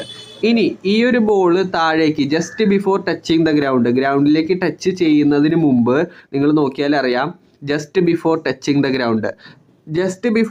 ദ ഗ്രൗണ്ട് എന്ന് പറഞ്ഞു കഴിഞ്ഞാൽ ഇവിടെ ഹൈറ്റ് 0 ആണ് അല്ലേ? ഹൈറ്റ് 0 ആണ്. അപ്പോൾ ഹൈറ്റ് 0 ആണെന്ന് പറഞ്ഞു കഴിഞ്ഞാൽ മക്കളെ നിങ്ങൾക്കറിയാം പൊട്ടൻഷ്യൽ എനർജി 0 ആണ്. പക്ഷേ കൈനറ്റിക് എനർജി ഇവിടെ എന്താണ്? യെസ്, കൈനറ്റിക് എനർജി മാക്സിമം ആണ്. കാരണം ഈ ഒരു ബോൾ എന്ത് ചെയ്യുന്നുണ്ട്? ഇപ്പോഴും ഒരു പ്രത്യേക വെലോസിറ്റിയിൽ ഇങ്ങനെ വീണുകൊണ്ടിരിക്കുക. അപ്പോൾ നിങ്ങൾക്കറിയാം പൊട്ടൻഷ്യൽ എനർജി 0യും കൈനറ്റിക് എനർജി മാക്സിമവും. അപ്പോൾ കൃത്യമായിട്ട് നിങ്ങൾ പഠിച്ചു വെക്കണം, ഓരോ പൊസിഷനിലും എന്തൊക്കെ എനർജി മാറ്റങ്ങളാണ് സംഭവിക്കുന്നത് എന്നുള്ളത് നിങ്ങൾ കൃത്യമായിട്ടൊന്ന് പഠിച്ചു വയ്ക്കുക. ഇനി ലോ ഓഫ് കൺസർവേഷൻ ഓഫ് എനർജിയുടെ ആ ഒരു സ്റ്റേറ്റ്മെൻറ്റ് നിങ്ങൾ എടുത്ത് നോക്കിക്കഴിഞ്ഞാൽ നിങ്ങൾക്ക് മനസ്സിലാവും, energy can neither be created nor be destroyed അല്ലേ? എനർജിയെ സൃഷ്ടിക്കാനോ നശിപ്പിക്കാനോ കഴിയില്ല. നിങ്ങളിവിടെ നോക്കിയടാ, ഇവിടെ ആദ്യമേ പൊട്ടൻഷ്യൽ എനർജി ആയിരുന്നു അല്ലേ? പൊട്ടൻഷ്യൽ എനർജി മാക്സിമം ആയിരുന്നു. പക്ഷേ ഈ ഒരു ബോൾ താഴേക്ക് വീണ് കഴിഞ്ഞപ്പോൾ അത് കൈനറ്റിക് എനർജി മാക്സിമം ആയിട്ട് മാറി. പക്ഷേ ഇവിടെ നിങ്ങൾ നോക്കിക്കഴിഞ്ഞാൽ മാക്സിമം വാല്യൂ തന്നെയാണ് അല്ലേ? പുതിയതായിട്ട് ഒരു എനർജി ക്രിയേറ്റ് ചെയ്യപ്പെട്ടിട്ടില്ല, നശിപ്പിക്കപ്പെട്ടിട്ടില്ല, ക്രിയേറ്റും ചെയ്തിട്ടില്ല, ഡിസ്ട്രോയ് ചെയ്തിട്ടില്ല. അതാണ് ആ ഒരു കൺസർവേഷൻ ഓഫ് എനർജിയിൽ നമ്മൾ പറയുന്ന കാര്യം. രണ്ടാമത്തെ സ്റ്റേറ്റ്മെന്റിൽ പറയുന്നത് one form of energy can be converted to other form. നിങ്ങളിവിടെ നോക്കിയേ, ആദ്യമേ നോക്കുമ്പോൾ നമ്മൾ പൊട്ടൻഷ്യൽ എനർജി ആയിരുന്നു ഉണ്ടായിരുന്നത് അല്ലേ? ആദ്യമേ നോക്കുമ്പോൾ എന്തായിരുന്നു മാക്സിമം ആയിട്ടുണ്ടായിരുന്നത്? യെസ്, പൊട്ടൻഷ്യൽ എനർജി ആയിരുന്നു. അപ്പോൾ ഈ പറഞ്ഞ പൊട്ടൻഷ്യൽ എനർജി കുറച്ച് കഴിഞ്ഞപ്പോൾ എന്തായിട്ട് മാറി? യെസ്, കൈനറ്റിക് എനർജി ആയിട്ട് മാറി. എന്തായിട്ട് മാറി? കൈനറ്റിക് എനർജി ആയിട്ട് മാറി. അപ്പോൾ നിങ്ങളിവിടെ ശ്രദ്ധിച്ചാൽ അറിയാം, ഇവിടെ ഒരു ഫോം ഓഫ് എനർജിയിൽ നിന്ന് മറ്റൊരു ഫോം ഓഫ് എനർജിയിലേക്ക് മാറി. ഇതാണ് എന്തിൽ പറയുന്നത്? Yes, law of conservation of എനർജിയിൽ പറയുന്ന കാര്യം. ഇതിൻ്റെ എക്സാമ്പിൾസ് നിങ്ങൾക്ക് ടെക്സ്റ്റ് ബുക്കിൽ വേറൊരു പിറ്റ് ഫോർമേഷൻ്റെ ഭാഗമായിട്ട് നിങ്ങൾക്ക് കൊടുത്തിട്ടുണ്ട്. അതുകൂടി നിങ്ങൾ മനസ്സിലാക്കി വെക്കുക. അപ്പം ഞാനിവിടെ ബോളിൻ്റെ കേസ് എടുത്തിട്ട് നിങ്ങൾക്ക് സിമ്പിളായിട്ട് എക്സ്പ്ലെയിൻ ചെയ്ത് തന്നതാണ്. ബോള് ഒരു പ്രത്യേക ഹൈറ്റിൽ നിൽക്കുമ്പോൾ അവിടെ പൊട്ടൻഷ്യൽ എനർജിയാണ് മാക്സിമം, കൈനറ്റിക് എനർജി 0 ആണ്. ഇനി ആ ഒരു ബോൾ ഏറ്റവും താഴേക്ക് വരുമ്പോൾ പൊട്ടൻഷ്യൽ എനർജി 0യും കൈനറ്റിക് എനർജി മാക്സിമം വരും. അപ്പോൾ അവിടെ പുതിയതായിട്ട് എനർജി ക്രിയേറ്റ് ചെയ്തിട്ടില്ല, ഡിസ്ട്രോയ് ചെയ്തിട്ടില്ല. അതുപോലെ തന്നെ ഒരു ഫോം ഓഫ് എനർജിയിൽ നിന്ന് മറ്റൊരു ഫോം ഓഫ് എനർജിയിലേക്ക് മാറി അല്ലേ? പൊട്ടൻഷ്യൽ എനർജി എന്ന ഒരു ഫോമിൽ നിന്ന് കൈനറ്റിക് എനർജി എന്ന മറ്റൊരു ഫോമിലേക്ക് മാറി. ഇതാണ് മക്കളെ എന്തിൽ പറയുന്നത്? Yes, law of conservation of എനർജിയിൽ പറയുന്നത്. അപ്പോൾ നിങ്ങൾ ഈ ഒരു സ്റ്റേറ്റ്മെൻറ്റ് പഠിച്ചു വെക്കുക മാത്രമല്ല, നിങ്ങൾ എന്ത് ചെയ്യണം? ഈ ഒരു കോൺസെപ്റ്റ് കൂടി ക്ലിയർ ആക്കി മുമ്പോട്ട് പഠിച്ചു പോകണം. ഓക്കെ, ഇത് ക്ലിയർ ആണെന്ന് വിചാരിക്കുന്നു. ക്ലിയർ അല്ലാത്തവരുണ്ടെങ്കിൽ ഒന്നുകൂടി നിങ്ങൾ കണ്ടു കഴിഞ്ഞാൽ വ്യക്തമായിട്ട് നിങ്ങൾക്ക് മനസ്സിലാക്കിയെടുക്കാനായിട്ട് പറ്റും. ഇനി ഹൈഡ്രോ ഇലക്ട്രിക് പവർ സ്റ്റേഷനുകളിൽ നടക്കുന്ന എനർജി കൺവേർഷനെ കുറിച്ചിട്ടാണ് നമുക്ക് പഠിക്കാനായിട്ടുള്ളത്. അപ്പോൾ നിങ്ങൾക്ക് ഇവിടെ കാണാം, നിങ്ങൾക്കറിയാം ഡാമിൽ നിന്ന് ഇലക്ട്രിസിറ്റി ഉണ്ടാക്കുന്നുണ്ട് അല്ലേ? അപ്പോൾ ഡാമിൽ നിന്ന് എങ്ങനെയാണ് ഇലക്ട്രിസിറ്റി ഉണ്ടാക്കുന്നത്? യെസ്, ഇവിടെ വെള്ളത്തിനെ ആദ്യം സ്റ്റോർ ചെയ്ത് വെക്കും അല്ലേ? ഈ ജലത്തിനെ സ്റ്റോർ ചെയ്ത് വെക്കും. അപ്പോൾ സ്റ്റോർ ചെയ്ത് വെക്കുന്ന സമയത്ത് ഈ ഒരു വാട്ടറിന് എന്ത് എനർജി ഉണ്ട്? യെസ്, പൊട്ടൻഷ്യൽ എനർജി ഉണ്ട്. ഈ പറഞ്ഞ വാട്ടറിനെ ഡാമിൻ്റെ താഴ്ഭാഗത്ത് കൂടെ ഒരു പെൻ സ്റ്റോക്ക് പൈപ്പ് ഉപയോഗിച്ചുകൊണ്ട് ഈ ഒരു വെള്ളത്തിനെ ഫ്ലോ ചെയ്ത് കൊടുക്കുകയാണ്. അപ്പോൾ ഫ്ലോ ചെയ്യുന്ന സമയത്ത് നിങ്ങളുടെ അടുത്ത് ചോദിച്ചിട്ടുണ്ട് ഫ്ലോയിങ് വാട്ടറിനുള്ള എനർജി എന്താണെന്ന് ചോദിച്ചിട്ടുണ്ട്. ഫ്ലോയിങ് വാട്ടർ, അപ്പോൾ നിങ്ങൾക്കറിയാം ഒരു സാധനം മൂവ് ചെയ്യുകയാണെങ്കിൽ അതിന് ഏത് എനർജി ഉണ്ട്? യെസ്, കൈനറ്റിക് എനർജി ഉണ്ട് അല്ലേ? Kinetic energy. അപ്പം നിങ്ങൾ ആദ്യമായിട്ട് പഠിച്ചു വെക്കുക, വെള്ളം സ്റ്റോർ ചെയ്ത് വെക്കുന്ന സമയത്ത് പൊട്ടൻഷ്യൽ എനർജി ഉണ്ട്. അതുപോലെ തന്നെ വെള്ളത്തിനെ ഈ പെൻ സ്റ്റോക്ക് പൈപ്പുകളിലൂടെ ഒഴുക്കി വീഴുമ്പോൾ എന്ത് സംഭവിക്കും? യെസ്, കൈനറ്റിക് എനർജി ആയിട്ട് അത് മാറും. റെഡിയാണോ? യെസ്, ഇങ്ങനെ ഒഴുക്കി വിട്ട ആ ഒരു വെള്ളത്തിൽ എന്താണ് സംഭവിക്കുക? യെസ്, ടർബൈൻ ഉണ്ട് കേട്ടോ, ടർബൈൻ. ഈ ടർബൈൻ ഇങ്ങനെ കറങ്ങും. എന്ത് ചെയ്യും? ഈ പറഞ്ഞ ടർബൈൻ ഇങ്ങനെ കറങ്ങും. കറങ്ങുന്ന സമയത്ത് അവിടെ മെക്കാനിക്കൽ എനർജി പ്രൊഡ്യൂസ് ചെയ്യപ്പെടും. ടർബൈൻ കറങ്ങുകയാണെങ്കിൽ മെക്കാനിക്കൽ എനർജി പ്രൊഡ്യൂസ് ചെയ്യപ്പെടും. അപ്പോൾ ഇവിടെ ഒരുപാടധികം എനർജി കൺവേർഷൻസ് നടക്കുന്നുണ്ട്. കൃത്യമായിട്ട് നിങ്ങൾക്ക് ഈ ഒരു ബോക്സിൽ കാണാൻ വേണ്ടി പറ്റും. ഈ ഒരു ബോക്സ് നിങ്ങൾ ഉറപ്പായിട്ടും പഠിച്ചിരിക്കണം. ഡാമിൽ വാട്ടർ സ്റ്റോർ ചെയ്ത് വെച്ച് കഴിഞ്ഞാൽ അവിടെ പൊട്ടൻഷ്യൽ എനർജിയാണ് ഉണ്ടാവുന്നത്. ഇനി ആ വെള്ളത്തിനെ ഒഴുക്കി വിട്ട് കഴിഞ്ഞാൽ, ഫ്ലോ ചെയ്യിപ്പിച്ച് കഴിഞ്ഞാൽ അവിടെ രണ്ട് എനർജി ഉണ്ട്. That is kinetic energy and potential energy. രണ്ട് എനർജി ഉണ്ട്. അതുപോലെ തന്നെ ടർബൈൻ കറങ്ങിക്കഴിഞ്ഞാൽ അല്ലെ, ടർബൈൻ കറങ്ങിക്കഴിഞ്ഞാൽ നിങ്ങൾക്കറിയാം മെക്കാനിക്കൽ എനർജിയാണ്. ഇനി അതുപോലെ തന്നെ ജനറേറ്റർ വർക്ക് ചെയ്യിപ്പിച്ച് കഴിഞ്ഞാൽ ഏത് എനർജി ആയിട്ട് മാറൂടാ? യെസ്, ഇലക്ട്രിക്കൽ എനർജി ആയിട്ട് മാറും. ഈ ഇലക്ട്രിക്കൽ എനർജി വയറുകളിലൂടെ ചെന്നിട്ട് നമ്മുടെ ബൾബിലേക്ക് എത്തിക്കഴിഞ്ഞാൽ ബൾബ് എന്ത് ചെയ്യും? ഗ്ലോ ചെയ്യും അല്ലെ? ബൾബ് കത്തും. അപ്പോൾ ബൾബ് കത്തിക്കഴിഞ്ഞാൽ ഏത് എനർജി ഉണ്ടാവും? ലൈറ്റ് എനർജി ഉണ്ടാവും. അപ്പോൾ ഇത്രയും എനർജി കൺവേർഷൻസ് നിങ്ങൾ ഉറപ്പായിട്ടും പഠിച്ചു വെക്കണം. പരീക്ഷയ്ക്ക് ചോദിക്കാൻ സാധ്യതയുള്ളതാണ്. അപ്പോൾ ഡാമിൽ വെള്ളം സ്റ്റോർ ചെയ്ത് കഴിഞ്ഞാൽ പൊട്ടൻഷ്യൽ എനർജിയാണ്. അതിനെ ഒഴുക്കി വിട്ട് കഴിഞ്ഞാൽ കൈനറ്റിക് എനർജിയും പൊട്ടൻഷ്യൽ എനർജിയും രണ്ടും ഉണ്ടാവും. ഇനി അതുപോലെ തന്നെ ടർബൈൻ കറങ്ങിയാൽ മെക്കാനിക്കൽ എനർജി, ഇനി ജനറേറ്റർ വർക്ക് ചെയ്യുന്ന സമയത്ത് ഇലക്ട്രിക്കൽ എനർജി, അതുപോലെ ബൾബ് ഗ്ലോ ചെയ്ത് കഴിഞ്ഞാൽ, ബൾബ് കത്തിയാൽ ലൈറ്റ് എനർജി. സിമ്പിളായിട്ട് നിങ്ങൾക്ക് ആലോചിച്ച് വെക്കാൻ വേണ്ടി പറ്റും. അപ്പോൾ ഈ ഒരു എനർജി കൺവേർഷൻ ഉറപ്പായിട്ട് നിങ്ങൾ പഠിച്ചു വെച്ചിരിക്കണം. ഇനി ഫൈനലായിട്ട് നമ്മൾ പഠിക്കുന്ന ടോപ്പിക്കാണ് പവർ. പവറിൻ്റെ സ്റ്റേറ്റ്മെൻറ്റ് വളരെ ഇമ്പോർട്ടൻ്റ് ആണ്. Power is the quantity of work done per unit time. അതായത് ഒരു യൂണിറ്റ് ടൈമിൽ, ഒരു നിശ്ചിത സമയത്തിൽ ചെയ്ത വർക്കിനെയാണ് മക്കളെ എന്ത് പറയുക? യെസ്, പവർ എന്ന് പറയുക. അപ്പോൾ it is the quantity of work done per unit time എന്ന സ്റ്റേറ്റ്മെൻറ്റ് നിങ്ങൾക്ക് പഠിക്കാം. അല്ലെങ്കിൽ power is the rate of doing work. Work ചെയ്തതിൻ്റെ നിരക്ക്, അതായത് ആ പ്രവൃത്തി ചെയ്തതിൻ്റെ നിരക്ക്, വർക്ക് ചെയ്തതിൻ്റെ റേറ്റ്, അതിനെയാണ് എന്ത് പറയുക? യെസ്, പവർ എന്ന് പറയുക. അപ്പോൾ നിങ്ങൾ എന്താണ് ചെയ്യേണ്ടത്? ഒന്നുകിൽ ആദ്യത്തെ സ്റ്റേറ്റ്മെൻറ്റ് പഠിക്കുക, അല്ലെങ്കിൽ രണ്ടാമത്തെ സ്റ്റേറ്റ്മെൻറ്റ് പഠിക്കുക. ഏതാണോ നിങ്ങൾക്ക് എളുപ്പമായിട്ട് തോന്നുന്നത് അതിൽ ഏതെങ്കിലും ഒരു സ്റ്റേറ്റ്മെൻറ്റ് മാത്രം നിങ്ങൾ പഠിച്ചാൽ മതിയാവും. ഇനി അതുപോലെ തന്നെ പവറിൻ്റെ equation, power equal to work by time ആണ്. എന്താണ്? Power equal to work by time. ഈ വീഡിയോ കഴിഞ്ഞതിന് ശേഷം നിങ്ങൾ ഉറപ്പായിട്ടും ഈ ഇക്വേഷനുകൾ എഴുതി പഠിക്കണം. Power equal to work by time. ഇനി പവറിൻ്റെ യൂണിറ്റ് ചോദിച്ചു കഴിഞ്ഞാൽ പവറിൻ്റെ യൂണിറ്റ് വാട്ടാണ്. നിങ്ങൾക്ക് ഒരു പക്ഷേ അറിയുന്നുണ്ടാവും, നിങ്ങൾ പല സ്ഥലങ്ങളിലും കണ്ടിട്ടുണ്ടാവും.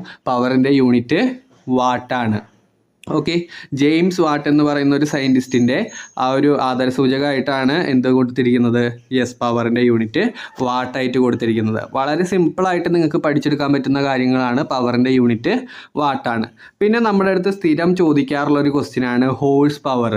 ഒരു ഹോഴ്സ് പവർ എന്ന് പറഞ്ഞു കഴിഞ്ഞാൽ 746 വാട്ടാണ്. ഇത് നിങ്ങൾ ഉറപ്പായിട്ടും പഠിച്ചു വെക്കണം. കാരണം ഒരു മാർക്കിൻ്റെ ക്വസ്റ്റ്യൻ എല്ലാ വർഷവും ഈ ഒരു ടോപ്പിക്കിൽ നിന്ന് ചോദിക്കാറുള്ളതാണ്. അതായത് ഒരു ഹോഴ്സ് പവർ എന്ന് പറഞ്ഞു കഴിഞ്ഞാൽ, ഹോഴ്സ് പവർ എന്ന് പറഞ്ഞു കഴിഞ്ഞാൽ പവറിൻ്റെ തന്നെ മറ്റൊരു യൂണിറ്റ് ആണ്. അപ്പോൾ ഒരു HP എന്ന് പറഞ്ഞു കഴിഞ്ഞാൽ 746 വാട്ടാണ്. ഉറപ്പായിട്ടും പഠിച്ചു വയ്ക്കുമല്ലോ. യെസ്, അപ്പോൾ 2 കാര്യങ്ങളാണ് നിങ്ങൾ ഉറപ്പായിട്ട് ഈ വീഡിയോയ്ക്ക് ശേഷം എഴുതി പഠിക്കേണ്ടത്. ഒന്ന് ഇതിൻ്റെ ഇക്വേഷൻ, രണ്ടാമത്തത് ഒരു HP എന്ന് പറഞ്ഞു കഴിഞ്ഞാൽ 746 വാട്ടാണ്. അപ്പോൾ നമ്മൾ ഈ ചാപ്റ്ററിൽ ആദ്യം തന്നെ വർക്കിനെ കുറിച്ച് പഠിച്ചു. വർക്ക് 2 രീതിയിലുണ്ട്. പോസിറ്റീവ് വർക്ക് ഉണ്ട്, അതുപോലെ തന്നെ നെഗറ്റീവ് വർക്ക് ഉണ്ട്.